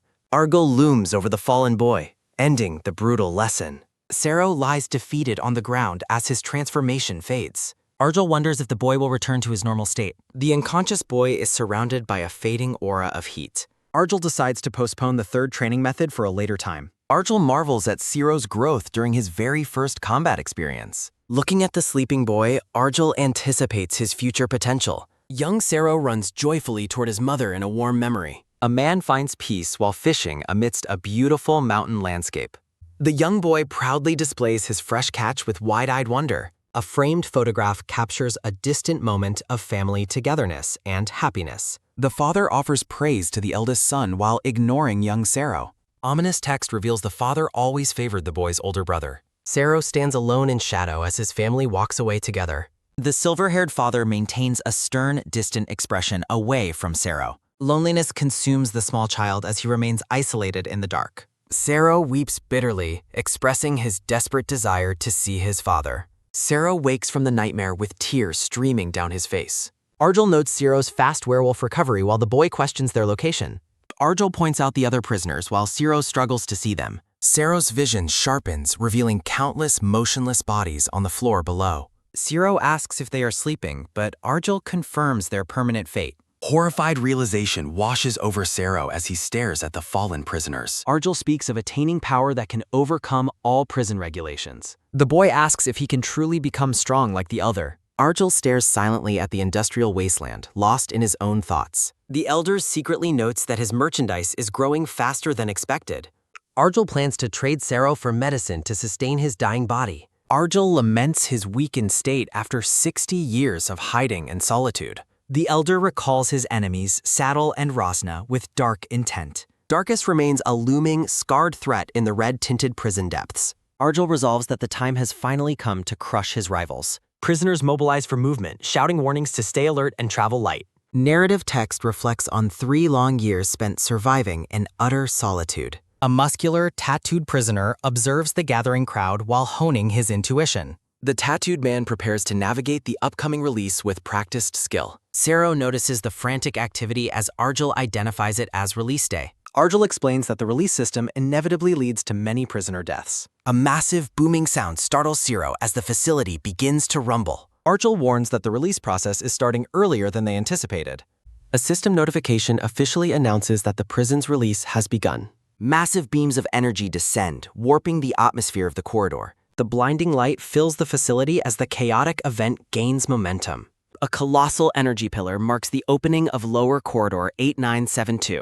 Argel explains that the descent of energy is the essence of release. The system forcibly drives every prisoner out into the dangerous public corridors. Chaos reigns as prisoners are thrust into a lawless and lethal environment. Argel senses approaching danger as Zero looks on with growing apprehension. A vicious swarm of green goblins charges forward through the industrial fog. The goblin horde lets out piercing shrieks as they flood the corridor. Zero is paralyzed by the sheer volume of monsters rushing toward them. An ominous command echoes through the darkness, telling everyone to prepare themselves. Argel decides that this release is the perfect time for real combat. The monstrous horde continues its relentless, screeching charge toward the survivors. Savage growls fill the air as the goblin vanguard prepares to strike. Zero screams in shock at the overwhelming number of approaching enemies. A final, stern warning commands everyone to prepare for the imminent battle. Argel tells the boy that they will experience release today. Argel announces that it is time for the boy to face real combat. The prisoners panic as a goblin horde blocks their path and forces a confrontation. Zero lunges into action with a fiery determination, leaving the elder behind. Zero warns of the incoming goblins while resolving to survive this ordeal. Argel commands Zero to fight with the desperation of one facing death. Chaos erupts as Argel warns that survival depends on the will to live. The goblin horde descends upon the prisoners in a violent, screeching frenzy. Blood sprays as the desperate prisoners struggle against the overwhelming goblin numbers. Zero tears through his enemies with savage, instinct-driven strikes. Surrounded by gore, Zero ruthlessly dispatches any monster within his reach. Intense determination burns within Zero's glowing red eyes during the slaughter. Zero is momentarily stunned by the appearance of a small, frightened-looking goblin. The horde capitalizes on Zero's hesitation, swarming him from all sides. Vicious goblins leap onto the boy's back, trying to overwhelm him. Zero is caught off guard as a goblin stabs him in the side. The small goblin reveals a sinister, mocking grin as it strikes. Wounded and bleeding, Zero reels from the sudden and painful betrayal. Argel watches from a distance as Zero struggles against the mob. Argel instructs the boy to kill without hesitation or mercy to survive. Zero clutches his bleeding wound while Argel reinforces the reality of solitude. The elder commands Zero to discard all emotion and simply keep moving. Argel explains that adapting to lethal situations is the only way to survive. A monstrous goblin lets out a piercing growl before charging into battle. Argel notes the extreme disparity in combat power even among similar classes. Argel tells Zero that high numbers shouldn't be feared if the individual is strong. The elder explains that weak goblins aren't even worth being assigned a class. A visceral explosion of blood marks the absolute destruction of the goblin front. The battlefield is transformed into a gore-soaked landscape of goblin remains. Severed limbs and green blood rain down as the powerful prisoners advance. Argel dismisses the fallen goblins as nothing more than growth stepping stones. The elder calmly observes the scene of carnage as the dust begins to settle. 3 powerful silhouettes loom over the devastated industrial corridor. The group reaches a crossroad, and the tattooed man asks for a decision. The tattooed man favors the wide path while the man in glasses disagrees. The man in glasses warns about strong guardians and potential ghosts. Argyll listens silently, finding the behavior of his companions entirely predictable. The men argue over experience as Argyll notes that they are both lying. Argyll whispers a secret command for Sero to follow his lead. Argyll and Zero suddenly bolt into the darkness, abandoning the others. The tattooed man and his companion are left stunned by the sudden move. Exhausted and panting, Zero begs the old man to wait for him. Sero questions the separation, but Argyll claims groups are far easier to target. Argyll points out the suspicious insistence on taking a specific path. Zero observes the two men from the shadows as they continue their argument. Argyll lectures Zero on the vital importance of never forgetting the feeling of fear. Sero stares at the elder, trying to grasp the depth of his warning. Zero asks if there is a deeper truth hidden behind the elder's actions. Argyll praises Zero's answer as strange noises echo from the corridor. A newcomer emerges, expressing surprise that the old man and kid survived. The bespectacled man with long black hair remarks that going ahead alone made him feel lonely. The group meets Argyll and Sero. Argyll asks what happened to Margon, and the bespectacled man explains they separated after not seeing eye to eye before suggesting they all return to the cell together. A firm voice commands the man to stop his poor acting. Argyll maintains a stern and suspicious expression as he stares down his former companion. Narrative text recalls the three of them meeting with Margon as a memory shows them sharing a meal. Argyll notes that he had already noticed their true identities and how accustomed they were to drinking blood. A direct question asks if they serve the Vampire King in Duras. A man with long blonde hair and a high collar calmly holds a glass of red liquid. The bespectacled man reveals a predatory smirk as the truth comes to light. The bespectacled man invites the elder to join him, but Argyll flatly refuses the offer. The rejection is met with a terrifying display of jagged, monstrous teeth. Calling Argyll an insolent geezer, the man draws his sword and vows to break him before their master. Sero is visibly shaken and confused by the sudden, overwhelming shift in the environment. An oppressive and heavy feeling grows stronger as the enemy forces draw near. The bespectacled man and his hulking subordinates charge forward with murderous intent. The man recalls smelling the scent of blood on Argyll's body during their previous encounter. Sero undergoes a sudden and violent transformation, engulfed in a fierce red aura. The enemy realizes Zero is a werewolf, but Argyll asks if the boy looks like a common werewolf to them. Narrative text explains that while Zero's brother was a werewolf, Zero's own blood is fundamentally different. Zero's power surges as his physical form continues to evolve into something far more dangerous. Ominous text reveals Zero's true identity as a purebred lycanthrope. The word lycanthrope appears as Sero completes his fearsome transformation. Argyll marvels at the boy's ability to grow so quickly, even in a crisis, noting it happened exactly as expected. Sero lets out a low growl, his eyes glowing with a feral and predatory hunger. Text highlights that the boy truly possesses a usable and formidable talent. Argyll and Zero stand their ground as the horde of prisoners prepares to swarm them. Argyll calmly announces that he will take care of the small fry among the group.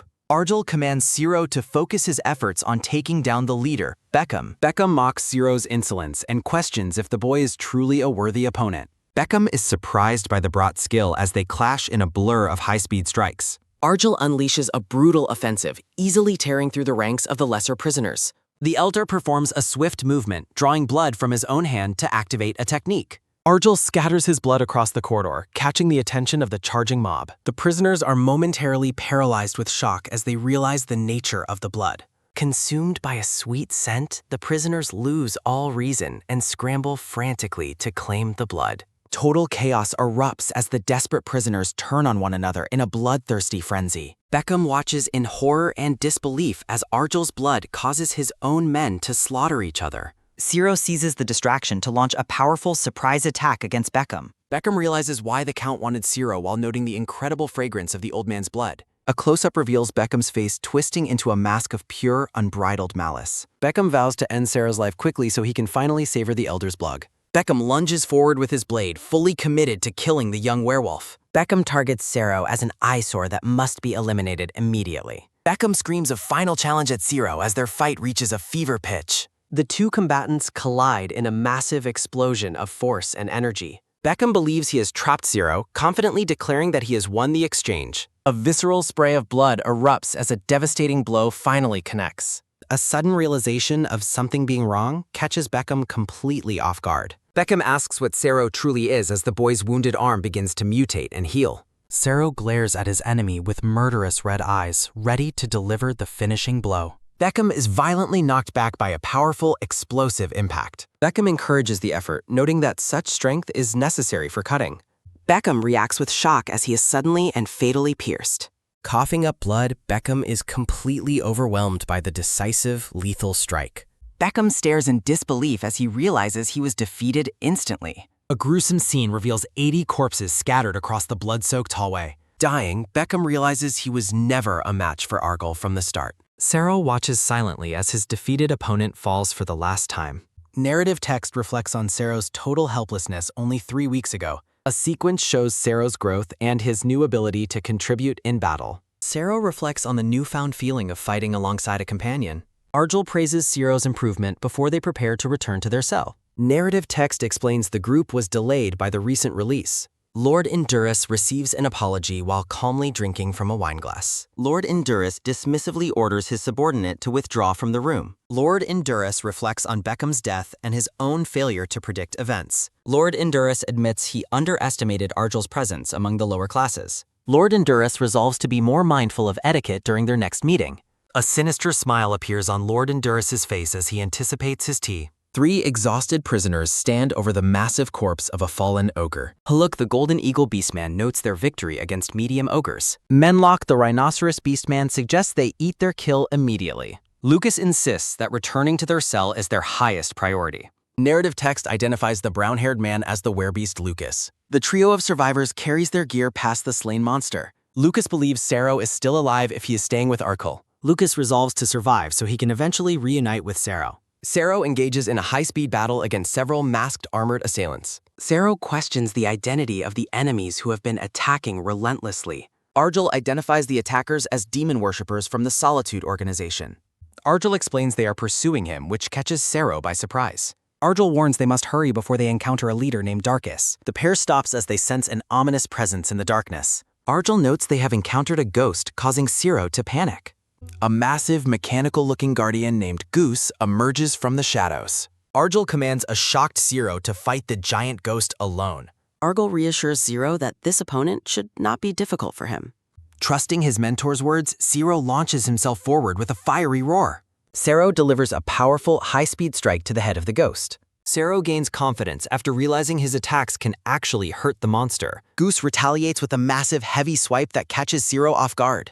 Sero roars in shock as he experiences the ghost's immense physical power. Argyle explains why prisoners often die when encountering ghosts in the corridors.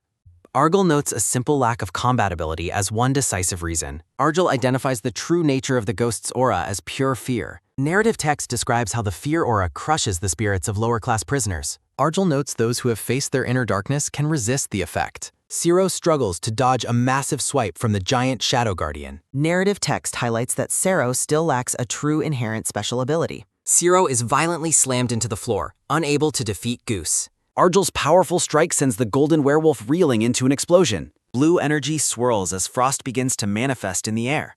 Argyle commands a strike while a frozen beast roars in agony. He questions the nature of the massive, blue, inherent ability displayed. Argyle stands over the frozen entity while the woman asks about the release. He dismisses the minor trouble before asking about her sister's status. She confirms delivering his regards as the icy mist begins clearing. The blue-haired woman smiles warmly, her power radiating through the mist. A close-up reveals her serene expression and gentle, closed-eyed smile. The massive frozen entity shatters into countless shards with a crack. Argyle and the woman walk past the dazed boy on the far.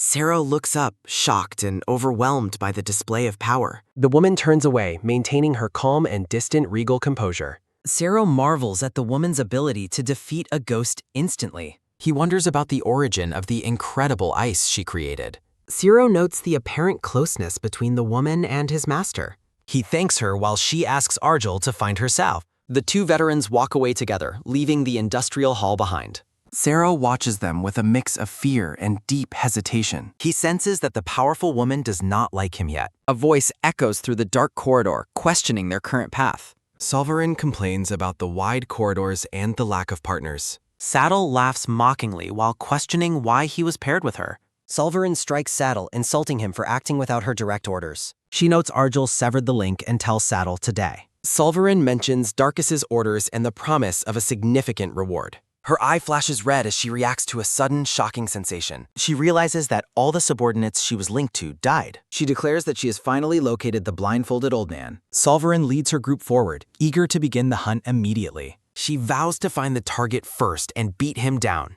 A subordinate is smashed into the ground by an unseen force. Argel comments on the unusually high number of magic users today. She confirms that they were swarming during the recent facility release. Sero recognizes that this mysterious lady possesses incredible, overwhelming strength.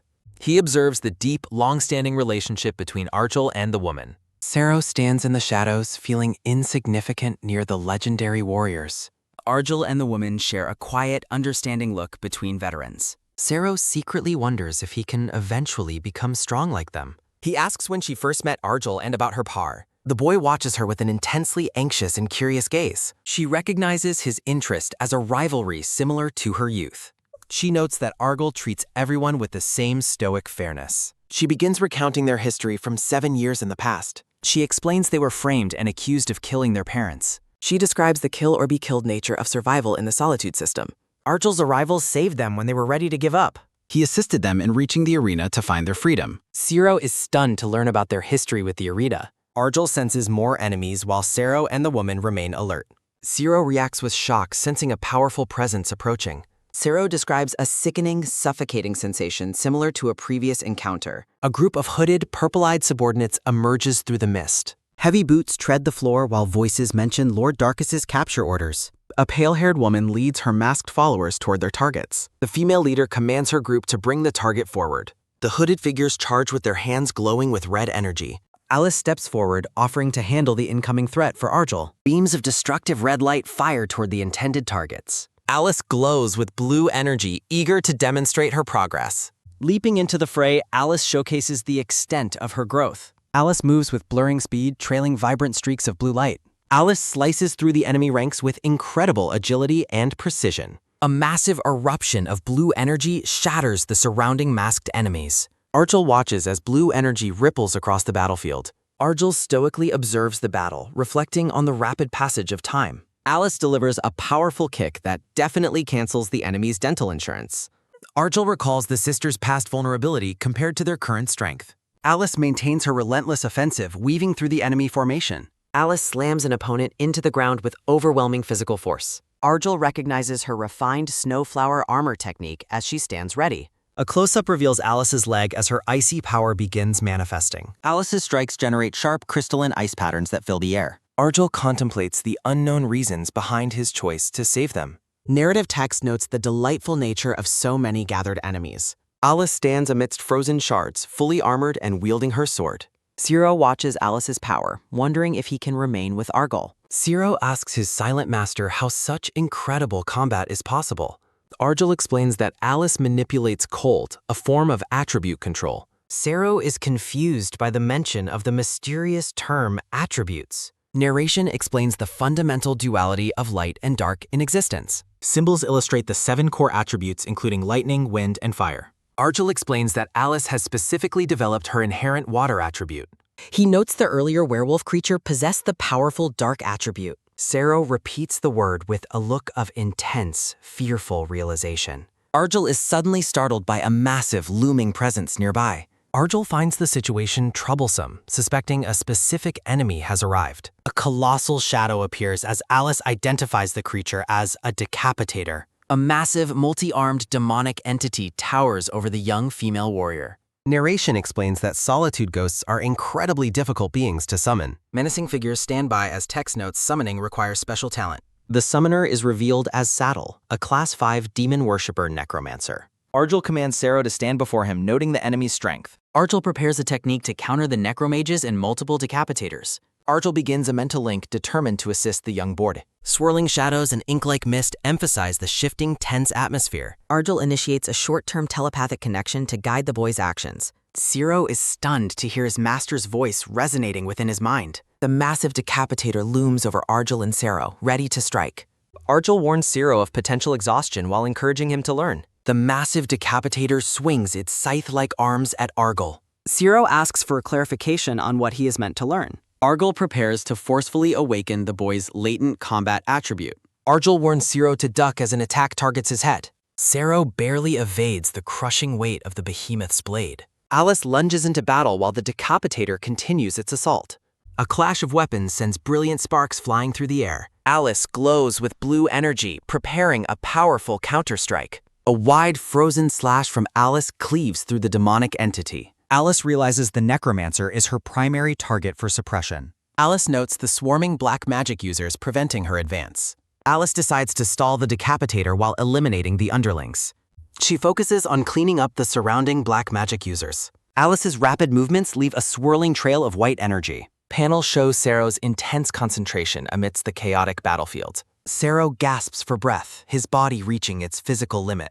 Sero observes a strange phenomenon originating from the towering ghost. He senses a similar resonance beginning to awaken within himself. Sero faces the decapitator, sensing its movements with heightened clarity. Narrative text explains his focus on attack intent and trajectory. Sero's eyes glow red as he synchronizes with the battlefield.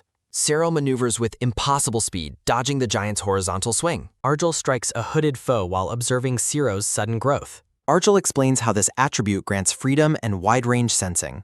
Argyll notes the specific attribute is a perfect match for Sero.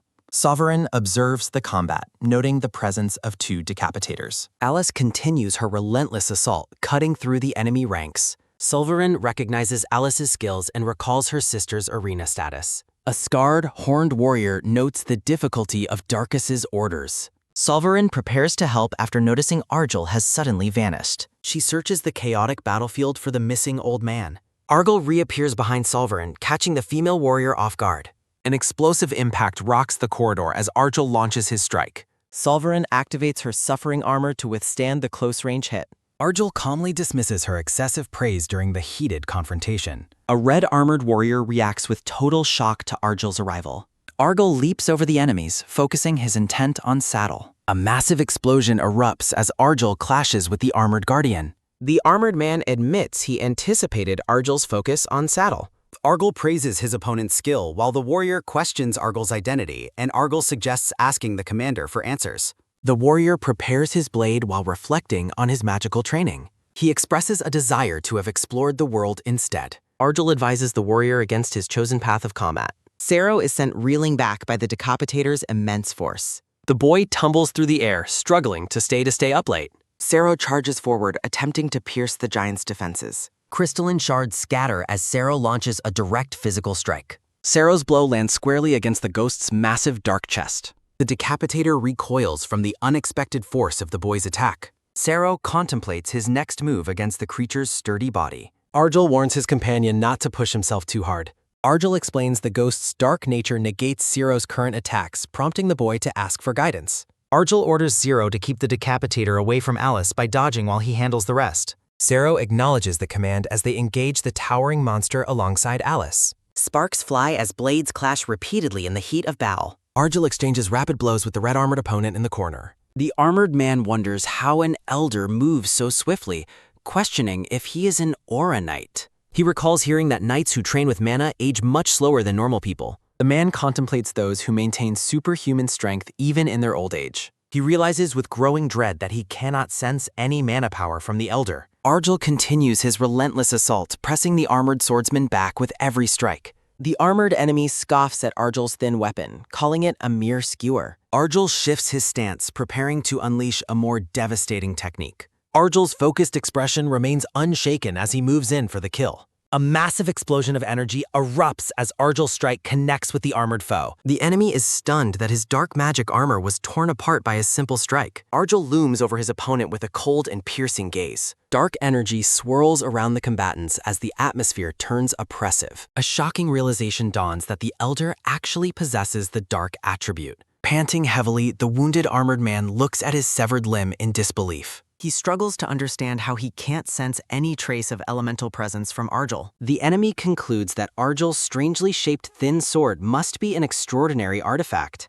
The armored man begins to glow as he taps into a forbidden power. A dark transformation overtakes the swordsman, granting him a more sinister appearance. Activating his double suffering armor, the desperate man curses his inability to win easily.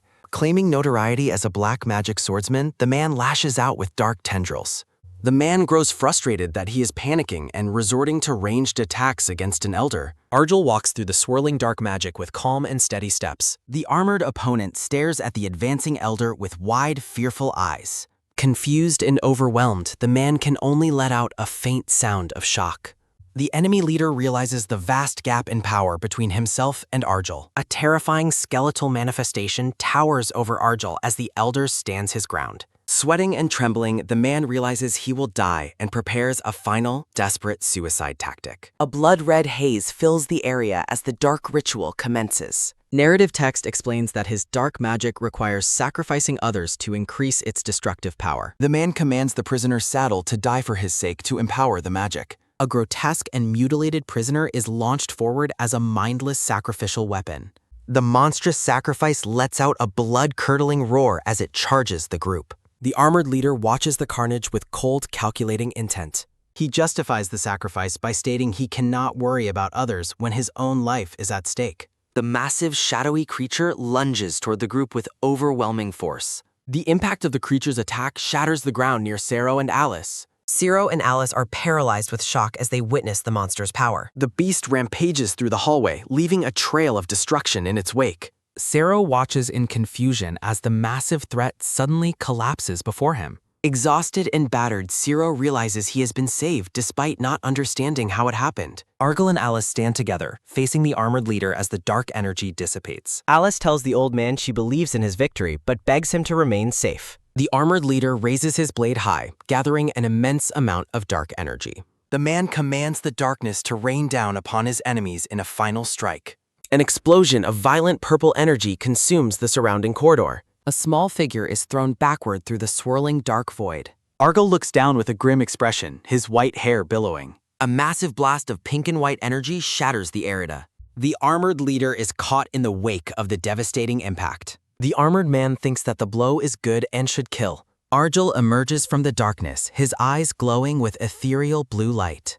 Arjul steps forward through the dissipating smoke with a cold, steady gaze. Arjul notes it has been a while since he saw black magic of that caliber, remarking that while the man has talent, he was reckless. Arjul warns the man he is unknowingly offering his soul to demons by using black magic in such a way. Arjul declares that the man's soul will soon become a meal for the Void constellation. A towering, dark silhouette looms over the armored man as he waits. Arjul stands victoriously over the defeated armored opponent in the misty hallway. A high-speed strike pierces through the center of a circular visor. The armored man's helm is shattered by a powerful and decisive blow. A fountain of blood sprays as the enemy is finally struck down. Arjul stands in silence as the blue energy fades from his body. Arjul bows his head, his face hidden behind his long, silver hair. Alice watches from behind as the dark magic evaporates into the air. Arjul asks his companions if everyone is safe. Alice asks if the old man is all right, but he responds that he is fine while noting her condition doesn't look very good. Alice gasps for breath, her face drenched in sweat from the exertion. Sero crouches on the ground, his red eyes wide as he pants. Arjul suggests leaving before something else comes, and Alice agrees, promising to support the child. Rhythmic clapping sounds echo through the chamber as the group stops. A man remarks that the victory was exactly what he expected from the old man. Arjul tells Alice there is no need to be wary because they are not enemies. Alice remains on guard as the man and his group approach him. Arjul notes that it has been a long time since they met. Narrative text identifies the leader of the approaching group as Yobe. Iobe smiles warmly, saying it has been too long since they met like this. Alice identifies the newcomers as fanatics while Arjul speaks Iobe's name and realization. Narrative text invokes the name of the 11 constellations, including faith, hope, and love. A group of followers looks up at a glowing, star-like symbol in the sky. Alice wonders how many prisoners Iobe has killed behind that peaceful smile, noting that almost no mid-class prisoners are unaware of him. Iobe explains that since it was the release, he was cleansing the filthy aura of the demon worshippers and has handled this area. Iobe bows deeply, offering his gratitude for the group's efforts. Alice is shocked to see a Class 6 prisoner personally bowing and giving thanks, realizing the old man has deep connections with fanatics. Golden, glowing energy radiates from a pair of outstretched, shackled hands. While reciting an incantation, Iobe provides blessing magic to relieve their fatigue. Sero marvels at the feeling, while Iobe hopes it pleases them. Iobe offers to help the old man personally, but Arjul declines, saying it doesn't work on him and that he wants to return quickly. Iobe urges Arjul to stay safe, telling him he is one who must surely survive. Iobe watches Arjul walk away, thinking about the value of others' lives in solitude. Iobe declares that as long as the old man survives, he does not mind dying. Iobe kneels, thinking of the one who listens to his wishes, even if his body becomes a sacrifice. Iobe and his numerous followers kneel in prayer, stating they are many in this place. Narrative text pleads for the entity to lend an ear to their combined wishes. The trio walks away into the foggy distance as the worshippers pray. Alice notes the old man seems to be in poor spirits, while Sero asks what kind of relationship he has with the man from earlier. Alice admits she was with the old man for a year after coming to Solitude, so she doesn't know exactly what their relationship is. Alice is wary of the old man's association with infamous fanatics. Looking at Alice, Sero asks if believing in God is wrong. Arjul explains how constellations appoint representatives to protect the weak. Alice watches silently as Arjul walks away into the corridor. They arrive at their destination as Sero thanks the old man. Alice stands alone before a door labeled with the number 5251. Alice reflects on the incredible feats she has witnessed. Alice wonders how Arjul navigates the corridors while they plan future visits. Alice bids Arjul a healthy farewell as they share a hack. Alice watches from behind as Sero and Arjul disappear into fog. The pair walks toward a future defined by newfound freedom. A faint, knowing smile lingers on the woman's face. A close-up highlights the intricate detail of the girl's necklace. Arjul and Sero walk past a corridor door numbered 3498. Sero recognizes the number and realizes they have found their cell. The two enter their cell, finally returning to their temporary home. Days pass without the return of the rest of the group. Time flows as the two remain in the desolate industrial wasteland. Sero sits alone atop rusted machinery in the foggy junkyard. Reflections on the past reveal how much everything has changed. Sero sits in meditation, focused despite the shackles on his feet. Sero reflects on the time when he could only feel hesitation. Sero recalls a violent memory that fuels his current resolve. A new determination to fight and kill without hesitation takes root. Sero's thoughts deepen as he ponders the path ahead of him. Sero feels a sense of shame regarding his past indecision. Alice observes the boy's training from a distance in the font. Arjul notes that the boy's spirit is finally awakening with his body. Sero's nose is better than a bloodhound's at detecting trouble. Sero smells something strange as Arjul suspects Margon is approaching. Sero jumps down, noting that Margon's scent has changed significantly. A massive group of prisoners led by a scarred man appears. Arjul warns Sero of Margon's treachery and prepares him for combat. Sero acknowledges the order to strike with a cold, determined gaze. The large group of prisoners advances through the thick red mist. Sero and Arjul stand their ground as the enemies emerge. Margon feigns relief, greeting Arjul as a long-lost brother. Margon smiles as Sero prepares an immediate and lethal counterstrike. Sero launches a high-speed attack that catches the leader by surprise. The force of the impact triggers a massive explosion of dust.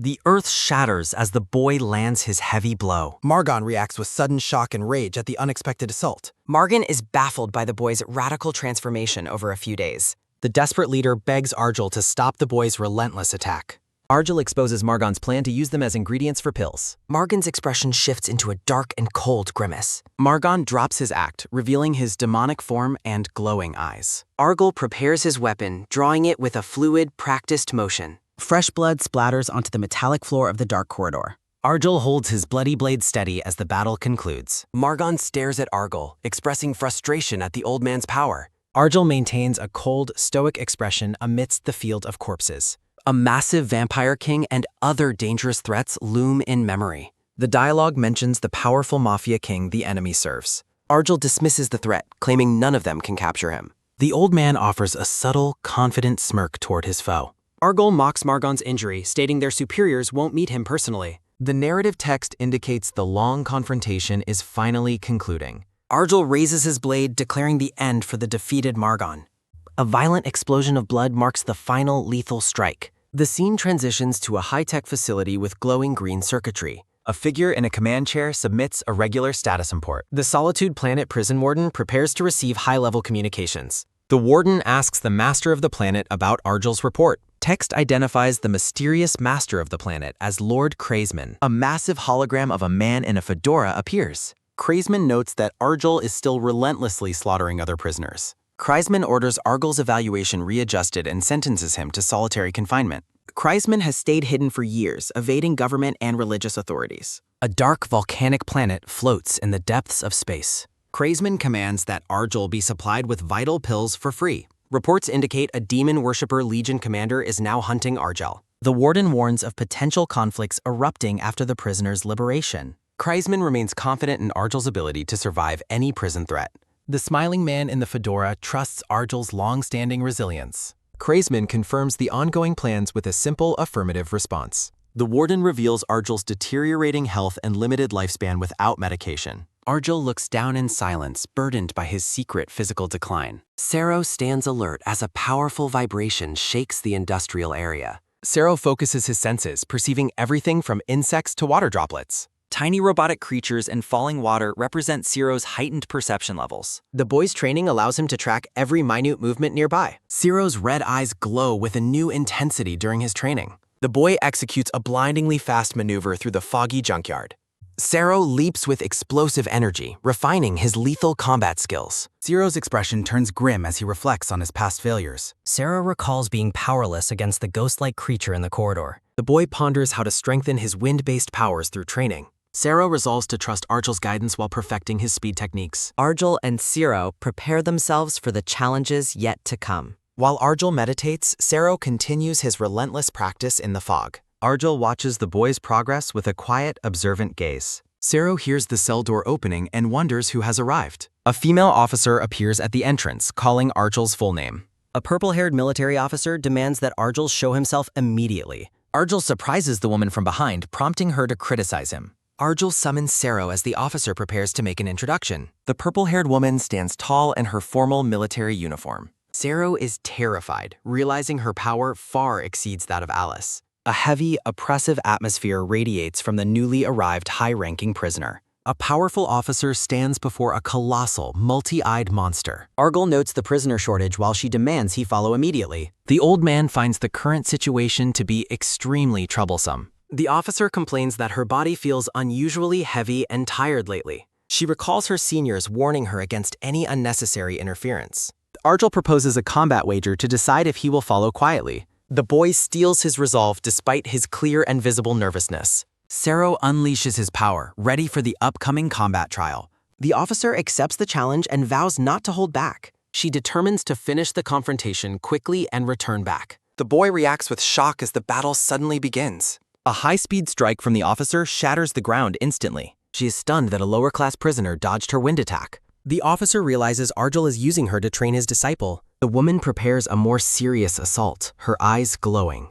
A devastating green energy impact sends Sero through industrial ruins. The boy realizes his opponent also possesses wind-based abilities. The sheer force of the attack leaves total destruction behind. Sero feels inspired by the high level of power he witnesses.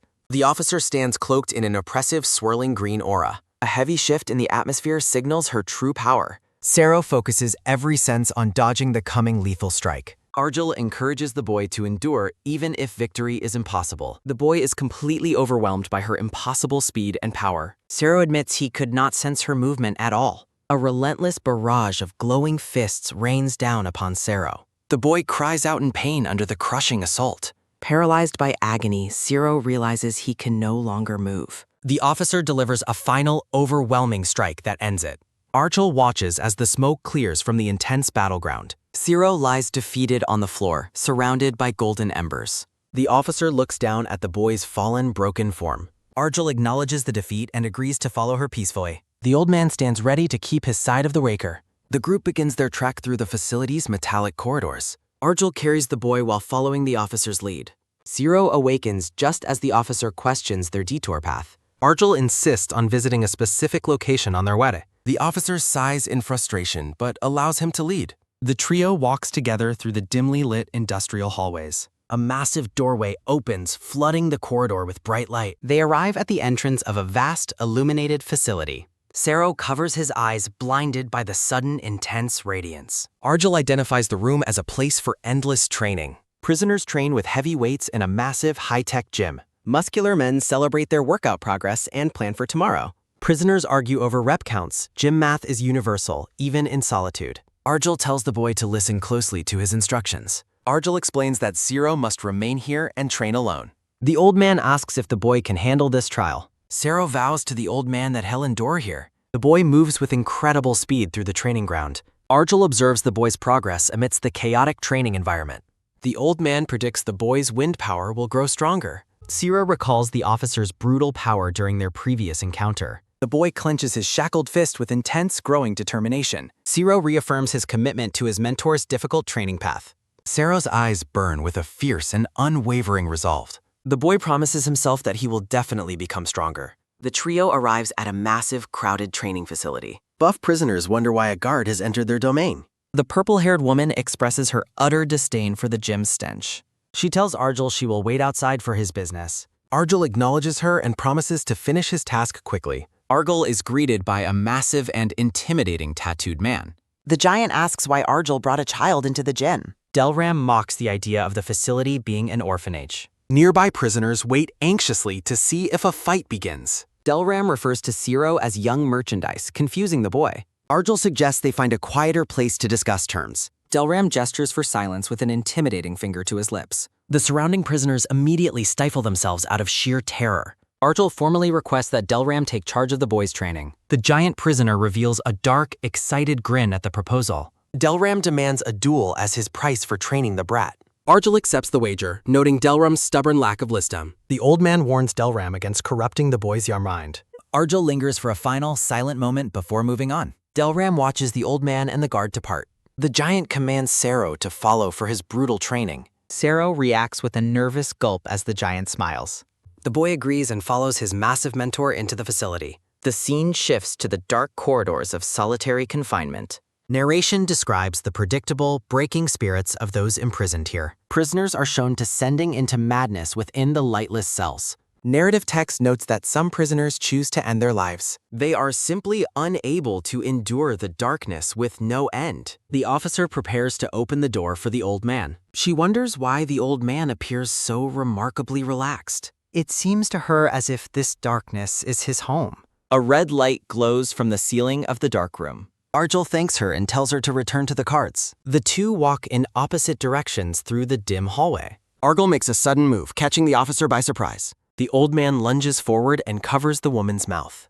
The officer is terrified, questioning if the old man has snapped. Arjul holds her firmly as she struggles against his strength. Sero lies collapsed on the floor as muscular prisoners critique him. Zero realizes the giant meant intense exercise, not a literal beating. The boy observes that these prisoners live only for proper form. Sero reflects on his naive hope that he could simply focus on physical training. He admits it was foolish to think he wouldn't be forced into immediate combat. Sero stands in a sparring arena, facing a muscular, gray-skinned prisoner named Vincent. Delram and other hardened prisoners watch the mismatched duel from the sidelines. The spectators look on with cold, judging eyes as the fight begins. Delram questions if the boy is truly the one the old man Arjul brought. The onlookers doubt the boy's chances, noting he is too young for a transformation and might die. Vincent takes a boxing stance and warns that he will not take responsibility for the outcome. Vincent is officially identified as a Class 4 prisoner and professional boxer. Delram commands Vincent to break the boy's limbs, assuming the high-value merchandise will eventually heal. A prisoner bellows the start of the match as tension peaks in the gym.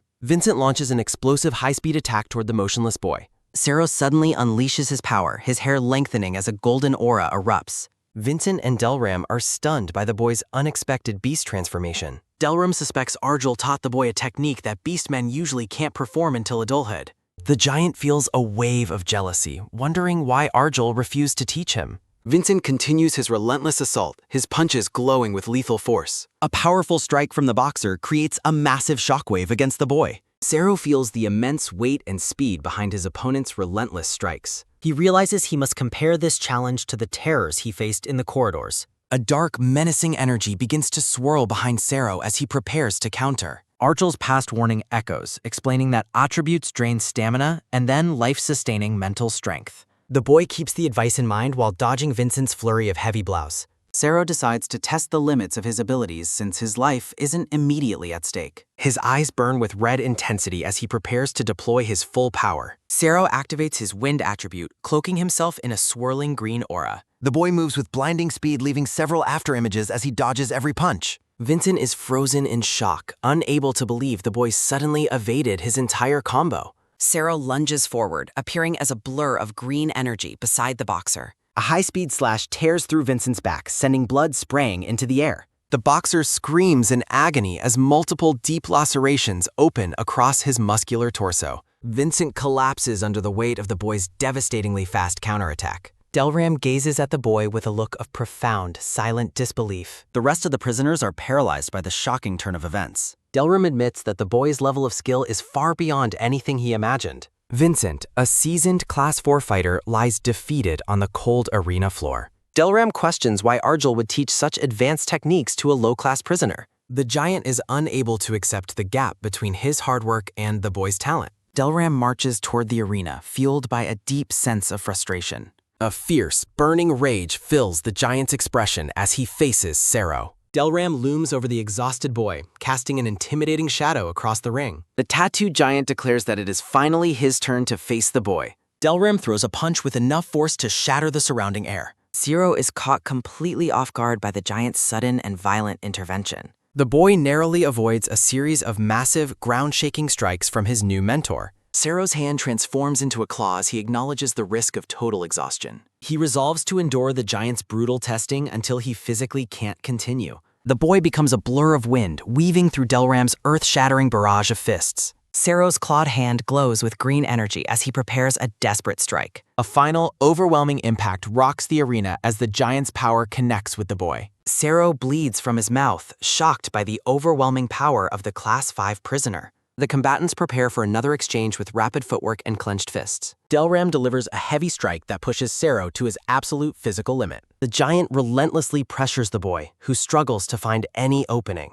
A massive impact shakes the gym floor as the duel continues. Narration states that this grueling struggle is the process of becoming stronger. Sero resolves to endure this trial to reach the next level of power. He vows to no longer be a burden to his brother Lucas. A vision of Lucas appears as Sero's internal motivation flares with intensity. The boy promises himself that he will survive this training no matter what. Sero's teal aura explodes outward as he taps into his inner wildness. He lunges forward, a blur of energy moving at high speed against the giant. Sero unleashes a flurry of instinctive strikes aimed at his massive opponent.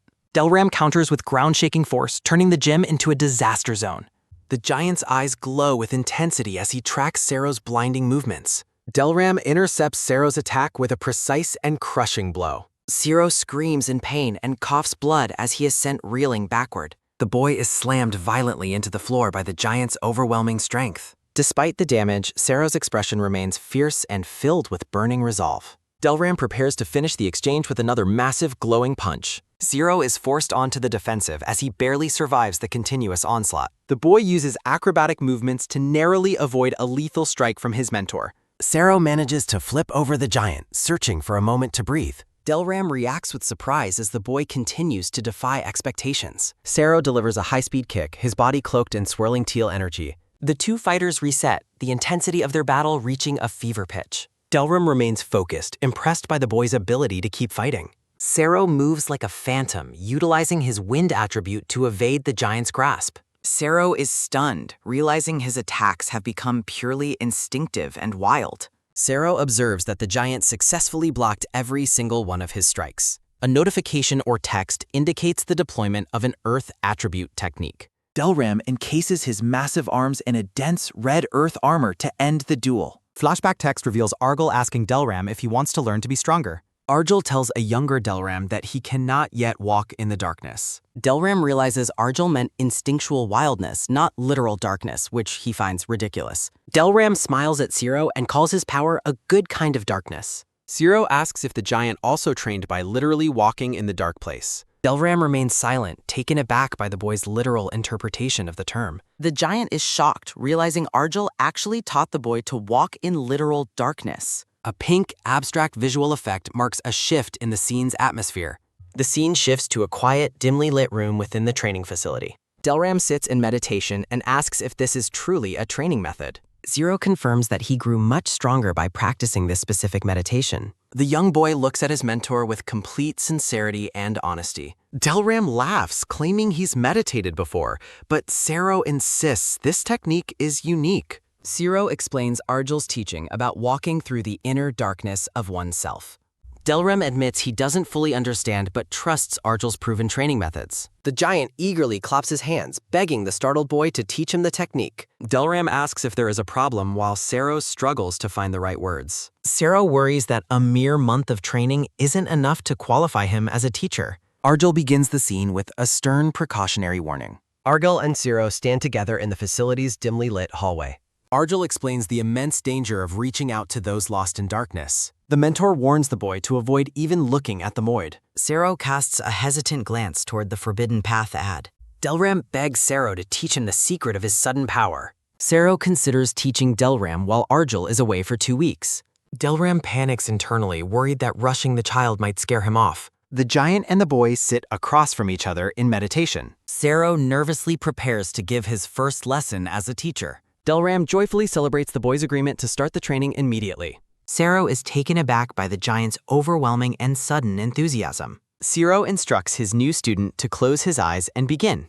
The young teacher commands Delram to clear his mind of all imagery. Sero guides the meditation by explaining the proper rhythm of deep breathing. Sero demonstrates the long, steady exhalation required for the unique technique. Delram settles into a deep focus, ready to begin the inner journey. Sero's eyes widen as he enters a state of high-level spiritual awareness. The scene transitions to the exterior of the prison's guard rest area. An officer exhales slowly in the thick, humid air of the sauna. Class 6 guard Teiji rests after her duties within the facility's quarters. Teiji reflects on the mystery of the high-value prisoner Argel Rastos. Dense steam fills the room as the officer continues her quiet meditation. A flashback shows Argel and Teiji walking through a restricted corridor. Argel suddenly lunges and silences the guard with a firm hand. Teiji is terrified, questioning if the old prisoner has finally lost control. Argel tells her to stay quiet and look closely at the path. Teiji sees a strange presence through the lens of Argel's unique perception.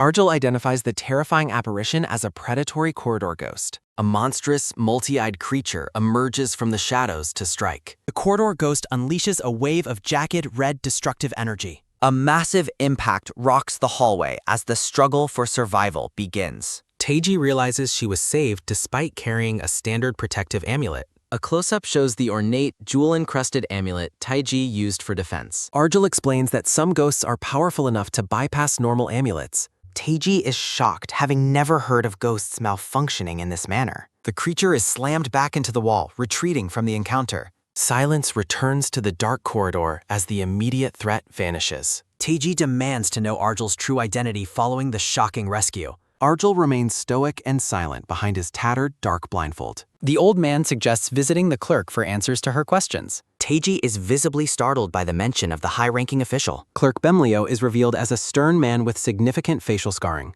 Teiji wonders how a mere prisoner knows about such a secretive guard. Argel requests the officer to close the door as he moves away. The old prisoner states that he has more pressing matters to attend. Argel walks off into the shadows, leaving the stunned guard behind.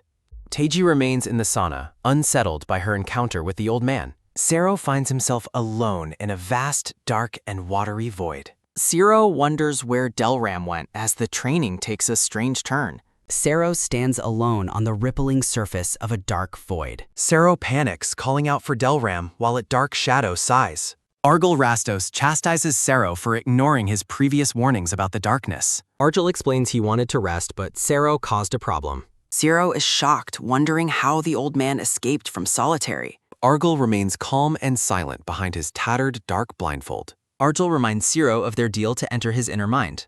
Narration states that Delram is not yet ready to walk in darkness. Delram drifts aimlessly through the depths of a dark, watery subconscious. A realization indicates that the colors in Delram's mind are too bright.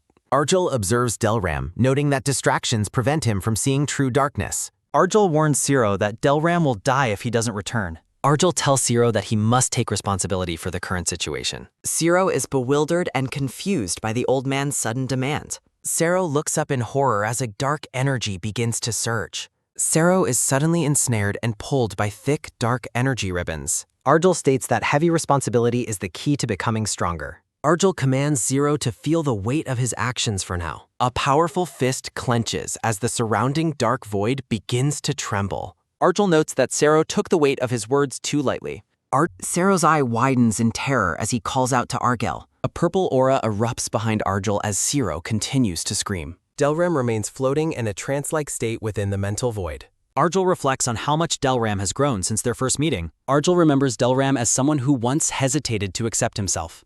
Arjul notes that calm judgment is finally beginning to grow in Delram. Arjul considers if Delram's growth stems from his new training room role. Arjul decides that he might be able to help the boy slightly. Arjul muses that everything can change if one is desperate enough. Arjul turns his head, sensing a presence in the deep darkness. Arjul looks up, stating that he has come far too deep. Arjul asks an unseen entity if he is correct in his assessment. A gargantuan, shadowy creature with glowing eyes looms over the old man. Arjul stands small and insignificant before the massive, towering pillar-like entity. The massive creature stares down with glowing orange eyes and a symbolic face. Arjul states he has waited years and does not need to rush. A quiet command echoes in the void to wait a bit more. The perspective shifts toward the massive creature's glowing, patterned face. Arjul reveals he has waited over 60 years and suggests further patience. A quiet command echoes in the void to wait a bit more. The massive entity looms over Arjul as energy ripples around them. Arjul observes a flickering purple energy fragment floating in the air. Arjul decides to excuse himself as the scene begins to fade. Arjul walks away, claiming to have finally found an enjoyable hobby. Arjul bids farewell as a purple portal consumes the shadowy entity. The scene shifts to the muscular back of a tattooed man. The giant exhales deeply after a workout in a high-tech gym. The man concludes that his physical body is still superior after all. Class 5 prisoner Pyram asserts he should lead the training room participants. Arjul Rastos watches intently as his purple eye glimmers behind his tattered blindfold. Arjul reflects that Delram will eventually grow beyond his own ability to keep up.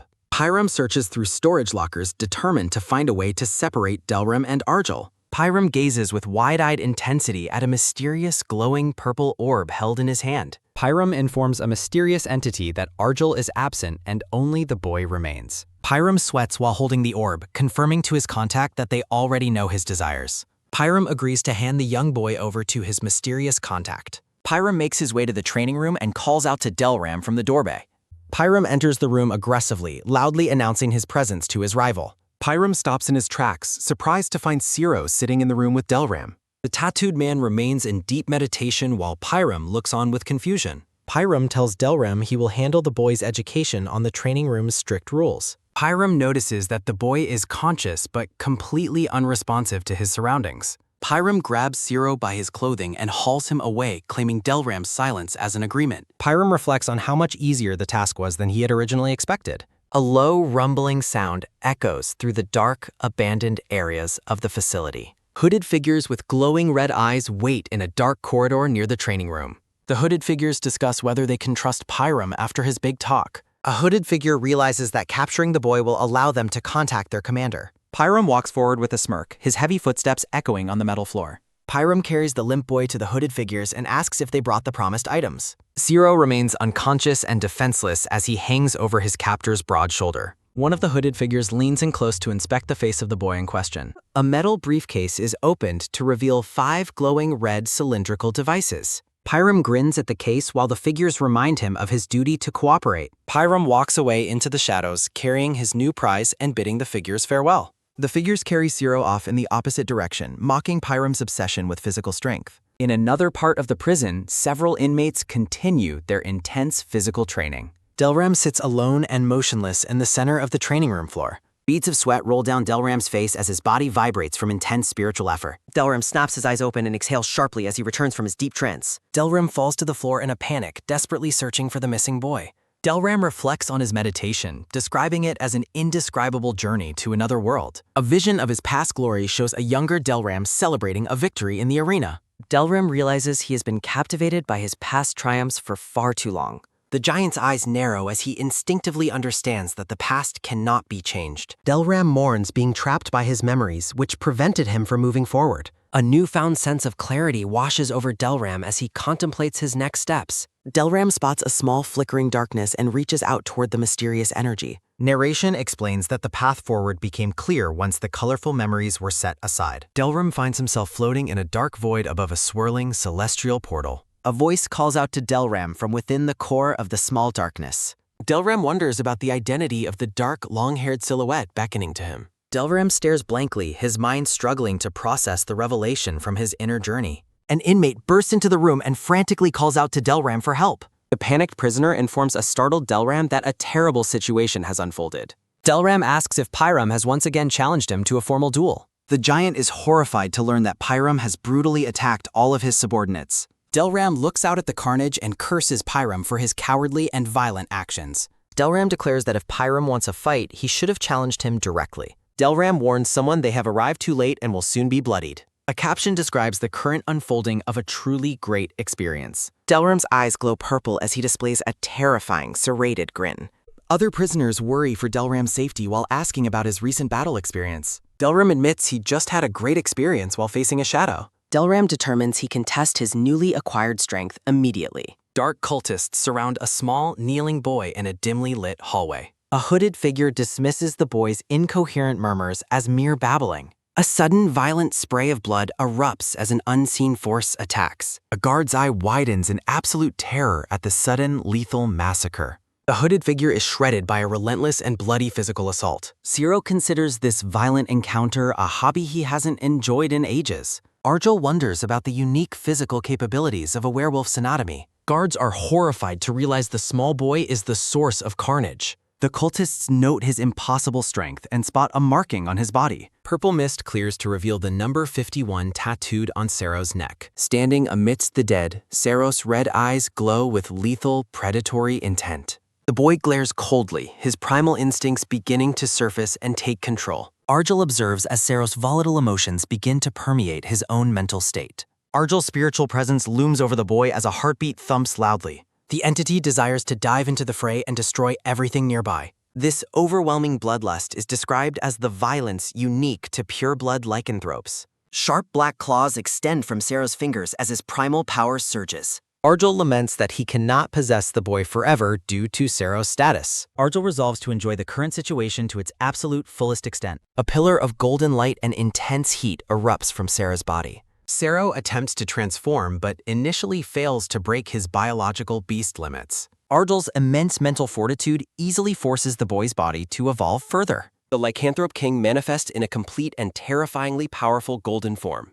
The golden werewolf snarls, its eyes burning with an intense red fire. The beast lunges forward, tearing through the purple haze toward its prey. Desperate cultists attempt to cast defensive barriers and enhance their skins with magic. A massive clawed hand effortlessly shatters the magical defenses of the guards. The golden predator rips through the hooded enemies in a blur of blood. A guard freezes in shock as the unstoppable monster approaches him. The werewolf continues its savage rampage, leaving nothing but carnage behind it. A cultist screams in agony as he is torn apart by the beast. The golden wolf stands tall amidst the wreckage of his many fallen enemies. Reverting to human form, Sero notes the difficulty of coordinating precise movements. Sero scavenges clothing from one of the dead guards to cover himself. Sero complains that his clothes are constantly destroyed during his beast transformations. Sensing Jacob nearby, Sero decides to find more durable, magical clothing first. The boy leaps through the air, heading toward Delram's location after the battle. A crowd of prisoners reacts with disbelief at an unexpected sight before them. Delram lies battered on the ground, struggling to catch his breath after defeat.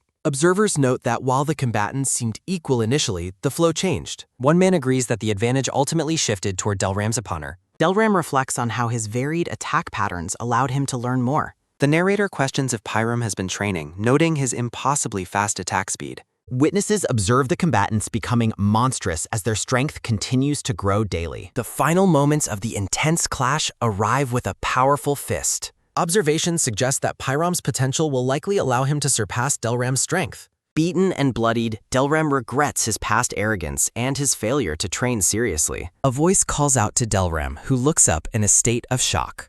Delram recognizes the familiar voice as a memory of a shadowed figure surfaces. The massive warrior questions if the young boy standing before him is Arjul.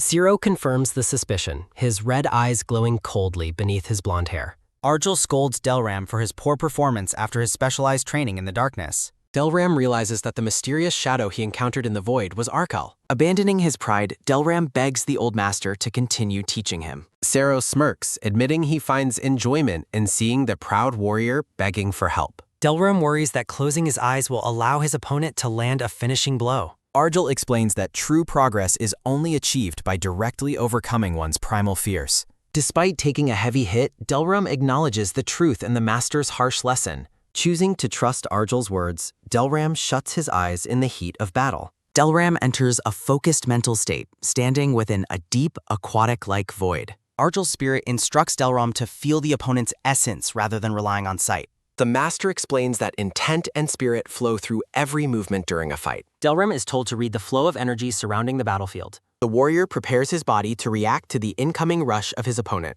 Sensing the precise moment, Delram resolves to turn his opponent's force against them. A crushing counterblow lands, catching the attacker completely off guard with its accuracy. Pyram is sent crashing into the ground, defeated by Delram's newly awakened senses. The crowd of prisoners watches the sudden upset with looks of utter disbelief. Spectators react with open-mouthed shock as the dominant fighter is suddenly brought down. Delram flashes a terrifying, bloody grin as he relishes his hard-earned victory. Argyl's massive spiritual form looms over the victorious Delram like a guardian. Standing over his fallen rival, Delram calls out to the unconscious Pyram. Delram declares the match officially over as smoke rises from the site of impact. Pyram's body suddenly erupts with a dark, pulsating purple energy, alarming the crowd. Fueled by a desperate rage, Pyram vows to destroy the entire training room.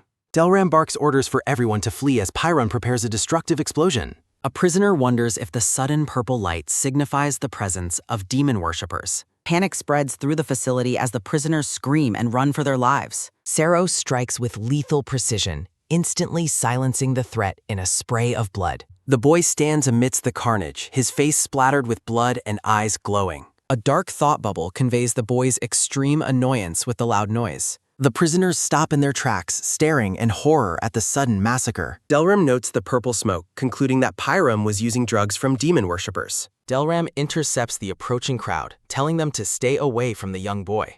The massive warrior informs the confused onlookers that the boy is actually Arjel.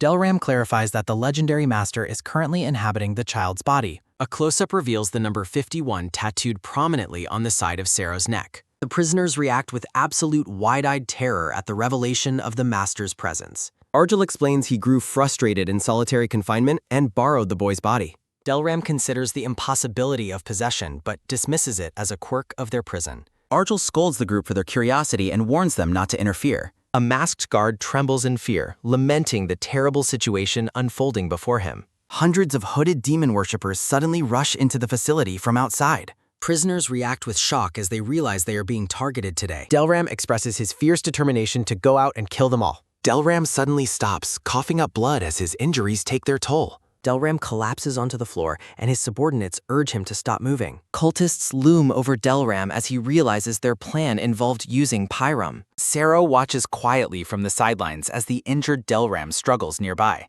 Argyll observes the demon worshippers swarming in while Sero sits in meditation. A prisoner notes that the main force has arrived during Delram's vulnerability. A group leader rallies the able-bodied prisoners to defend the training room. A subordinate warns Delram not to move while he insists on fighting. Delram believes a coordinated effort could take down a few magic users.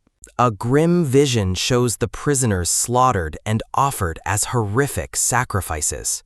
Delram realizes reinforcements are hours away and he must act now. Delram ponders the only way to minimize damage to his people. Delram approaches the meditating boy and asks for Argyl's immediate help. Arjel remains silent, staring back with cold, glowing red eyes. Sero stands up silently, looking at Delram with a terrifying, predatory intensity. Delram offers a desperate deal, promising anything if Argyll saves his subordinates. Argyll considers the offer, standing small but powerful before the massive warrior.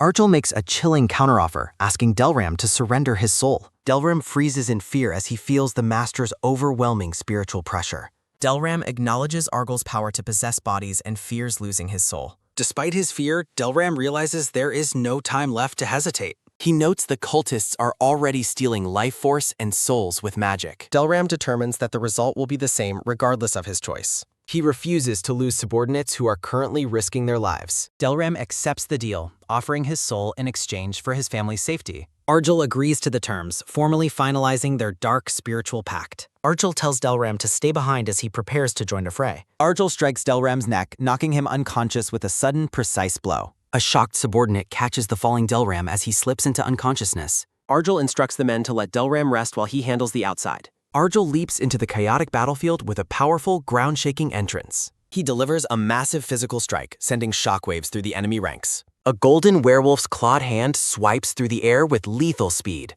The golden beast crashes into the cultists, scattering them like fragile leaves. Argel rampages through the demon worshippers, leaving a trail of bloody carnage. The golden werewolf lets out a terrifying roar as it tears into enemies. Cultists scream in terror, unable to stop the beast's impossible, magic-resistant speed. A masked figure remains hopeful that the beast will eventually run out of stamina. Chaos erupts as prisoners are impaled by beams of lethal, glowing magic. A prisoner urges his comrades to hold their ground despite the heavy casualties. Argel realizes the area is too cramped and his own allies are vulnerable. The golden werewolf leaps out, deciding to clean up the enemies from outside. The beast's glowing red eye narrows with a focused, predatory intent. Cultists are horrified to see the monster emerge from the training room side. The werewolf looks back at the facility where the intense battle continues. Bright flashes of magic illuminate the scene of the ongoing, desperate struggle. Argel senses his stamina fading and decides the body needs to rest soon. Robed figures identify Zero as a werewolf and plan their strike. The hooded group launches a coordinated energy attack toward the boy. Zero stands calm and unresponsive as multiple enemies rush his position. A massive fiery explosion repels the attackers in a violent blast. The cultists scream as blood and fire consume the dark hallway. A giant armored bear stands victoriously over the mangled enemy corpses. Zero acknowledges his ally's timely arrival with his eyes glowing red. Zero reflects on finding a reliable companion within the dark abyss. Zero recalls summoning his ally from the shadows of his mind. The one-eyed bear, Anton, expresses deep honor at being summoned. Anton raises a massive bloody axe and pledges loyalty to Severo. Delram suddenly awakens in a medical bay looking dazed and bandaged.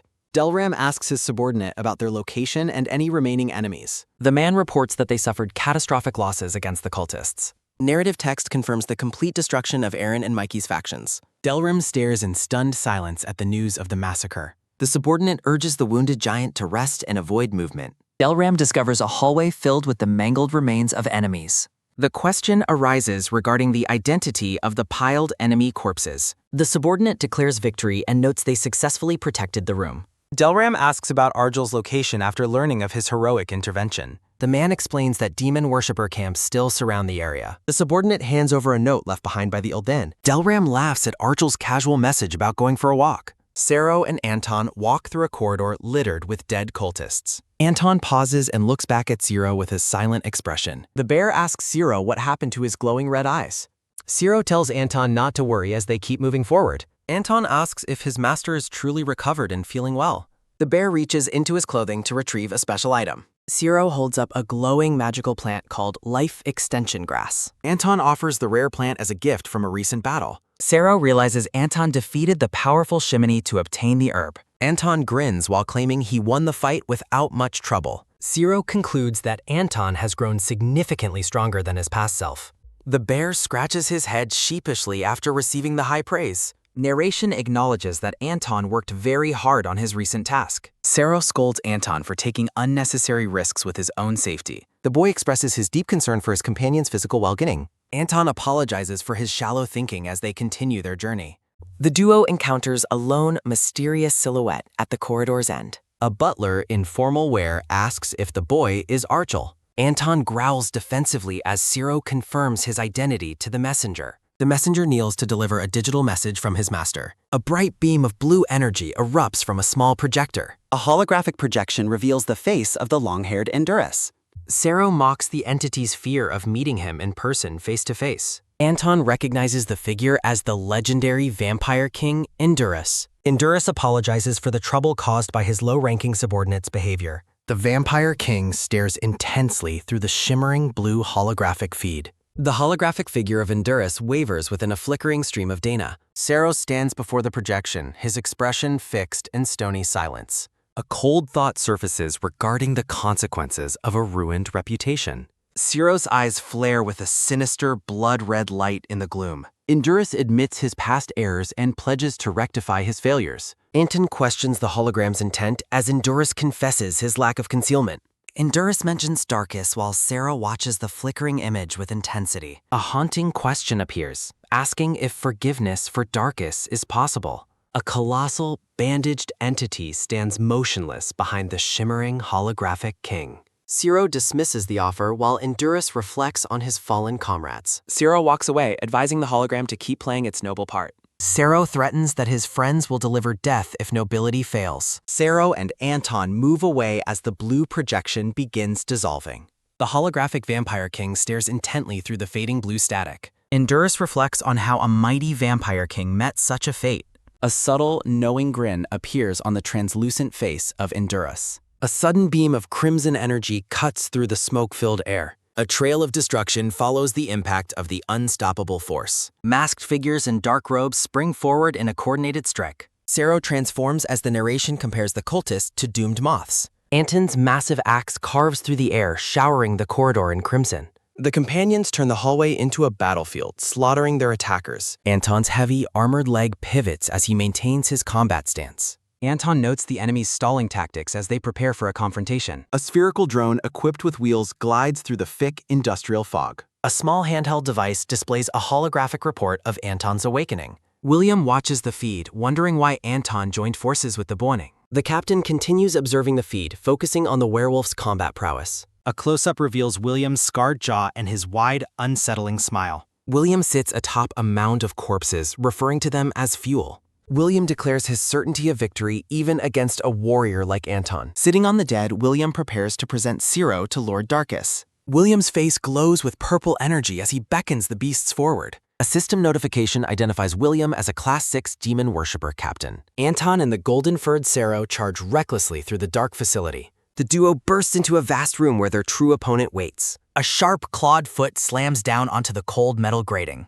Zero and Anton stand ready as William welcomes them from his throne. Zero demands to know if William orchestrated the training room massacre. William acknowledges his role, mocking Zero's maturity while stating his dark intentions. William shifts his focus to Anton, finding the bear's presence more interesting. Anton stands stoically, ignoring the captain's taunts while preparing for battle. William's eyes widen in a feverish, wide-eyed stare as the air vibrates. William promises to turn his enemies into taxidermy as purple fire rises. Anton grimly realizes that a captain's strength is truly on another level. A gargantuan stone entity looms behind the duo, crackling with violet lightning. William lunges forward with a manic grin, ready to start the game. The chamber descends into chaos as stone and steel clash against bone. The massive stone giant delivers a crushing blow toward the two warriors. Anton meets the giant strike with his axe, sparking a violent explosion. Zero dodges a flurry of lethal white energy slashes effortlessly. Anton lunges forward to challenge the massive gray stone giant. The bear warrior's heavy axe carves a path through the debris. A violent explosion erupts as powerful forces collide in the chamber. A massive black appendage sweeps across the battlefield with lethal intent. The stone giant hammers its fist against Anton's sturdy axe guard.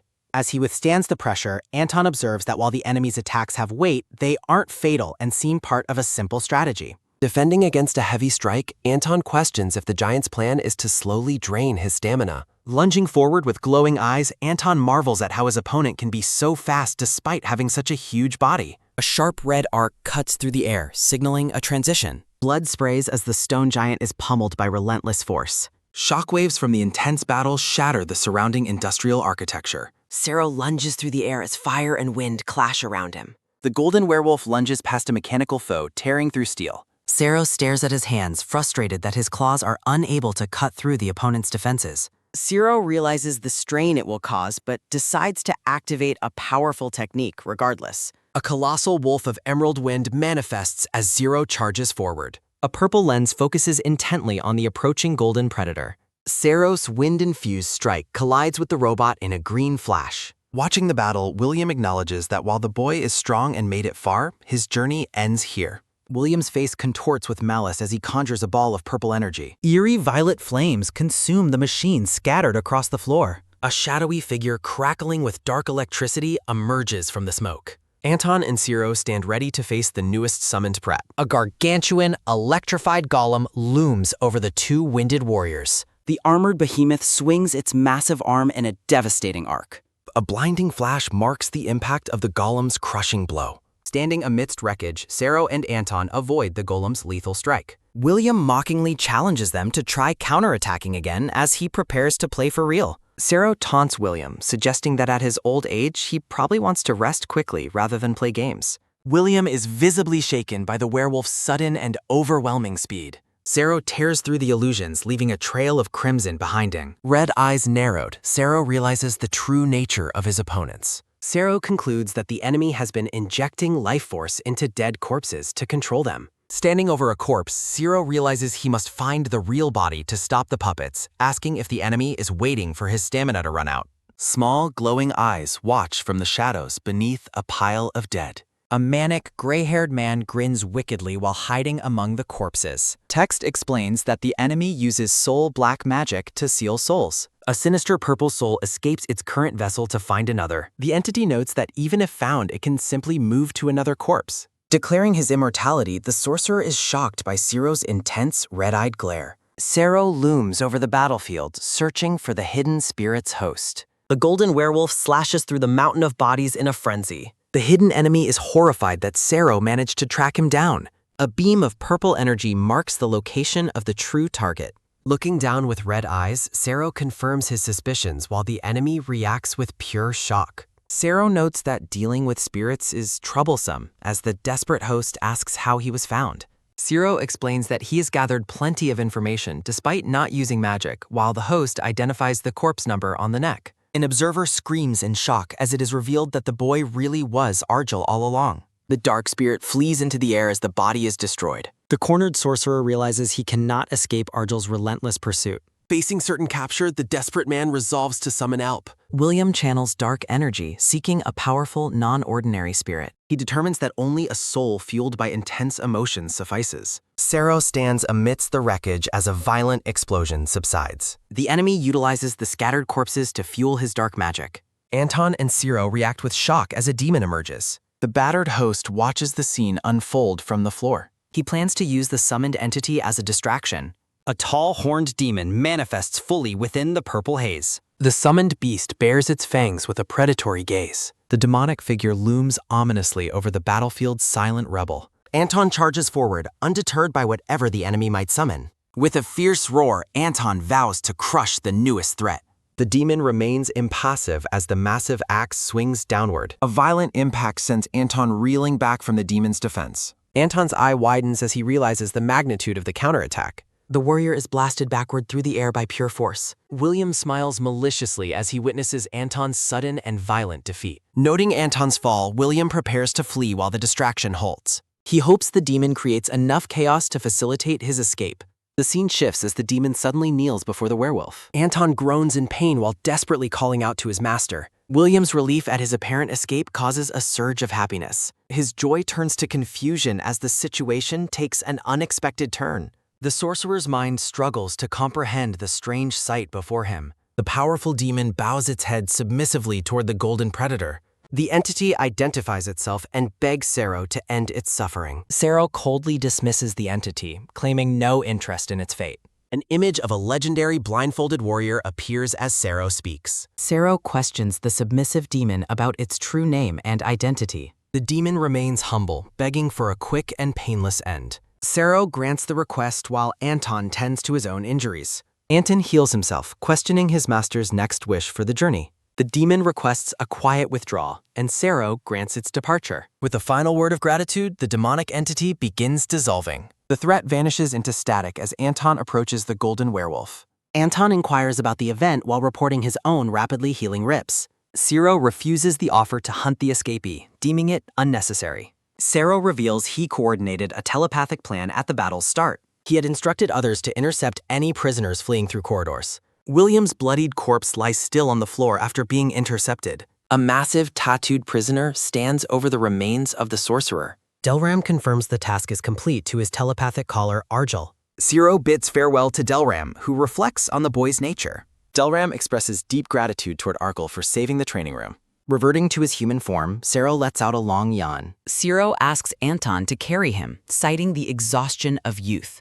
Even a legendary king needs his nap time. Sero directs Anton toward the arena as guards begin their search. Anton gently carries his master through the dark industrial facility. Sero prepares to sleep while Anton promises to watch over him. A blindfolded, white-haired man walks calmly through a dark, misty void. Argyll reflects on inhabiting Sero's body for the past 6 days. Argyll considers releasing the spirit before the boy's mental state shatters. Within the mental realm, Sero begs the old man for relief. Sero pleads for release, but Arjul insists on maintaining the seal. Arjul promises the boy an imminent escape from his current solitude. The blindfolded master remains stoic despite the boy's desperate, fearful confusion. Sero questions the old man's cryptic words regarding his eventual freedom. Arjul departs the mental plane, scheduling their reunion for next week. Sero's red eyes fly open as he returns to the world. Anton offers freshly prepared food to Sero near the arena entrance. Wearing a frilly apron, Anton adds the final touches to dinner. The meal is consumed quickly, leaving only empty, stained bowls behind. Anton proudly admits to practicing his culinary skills for his master. Both warriors sense a sudden, powerful presence approaching their quiet campsite. An unexpected visitor arrives, addressing the young boy as Lord Argyle. A guard delivers a formal summons on behalf of the warden. Sero resolves to visit the arena as Anton acknowledges his foresight. Sero accepts the warden's invitation, prepared for their scheduled business meeting. The pair traverses the facility's metallic walkways toward their next destination. Debris scatters as a powerful force crashes into the prison walls. A clawed guest questions the prison's lack of proper, respectful hospitality. The purple-haired man mocks the warden's guards for their pathetic reception. Talahar, the lycanthrope king, demands immediate attention from his captors.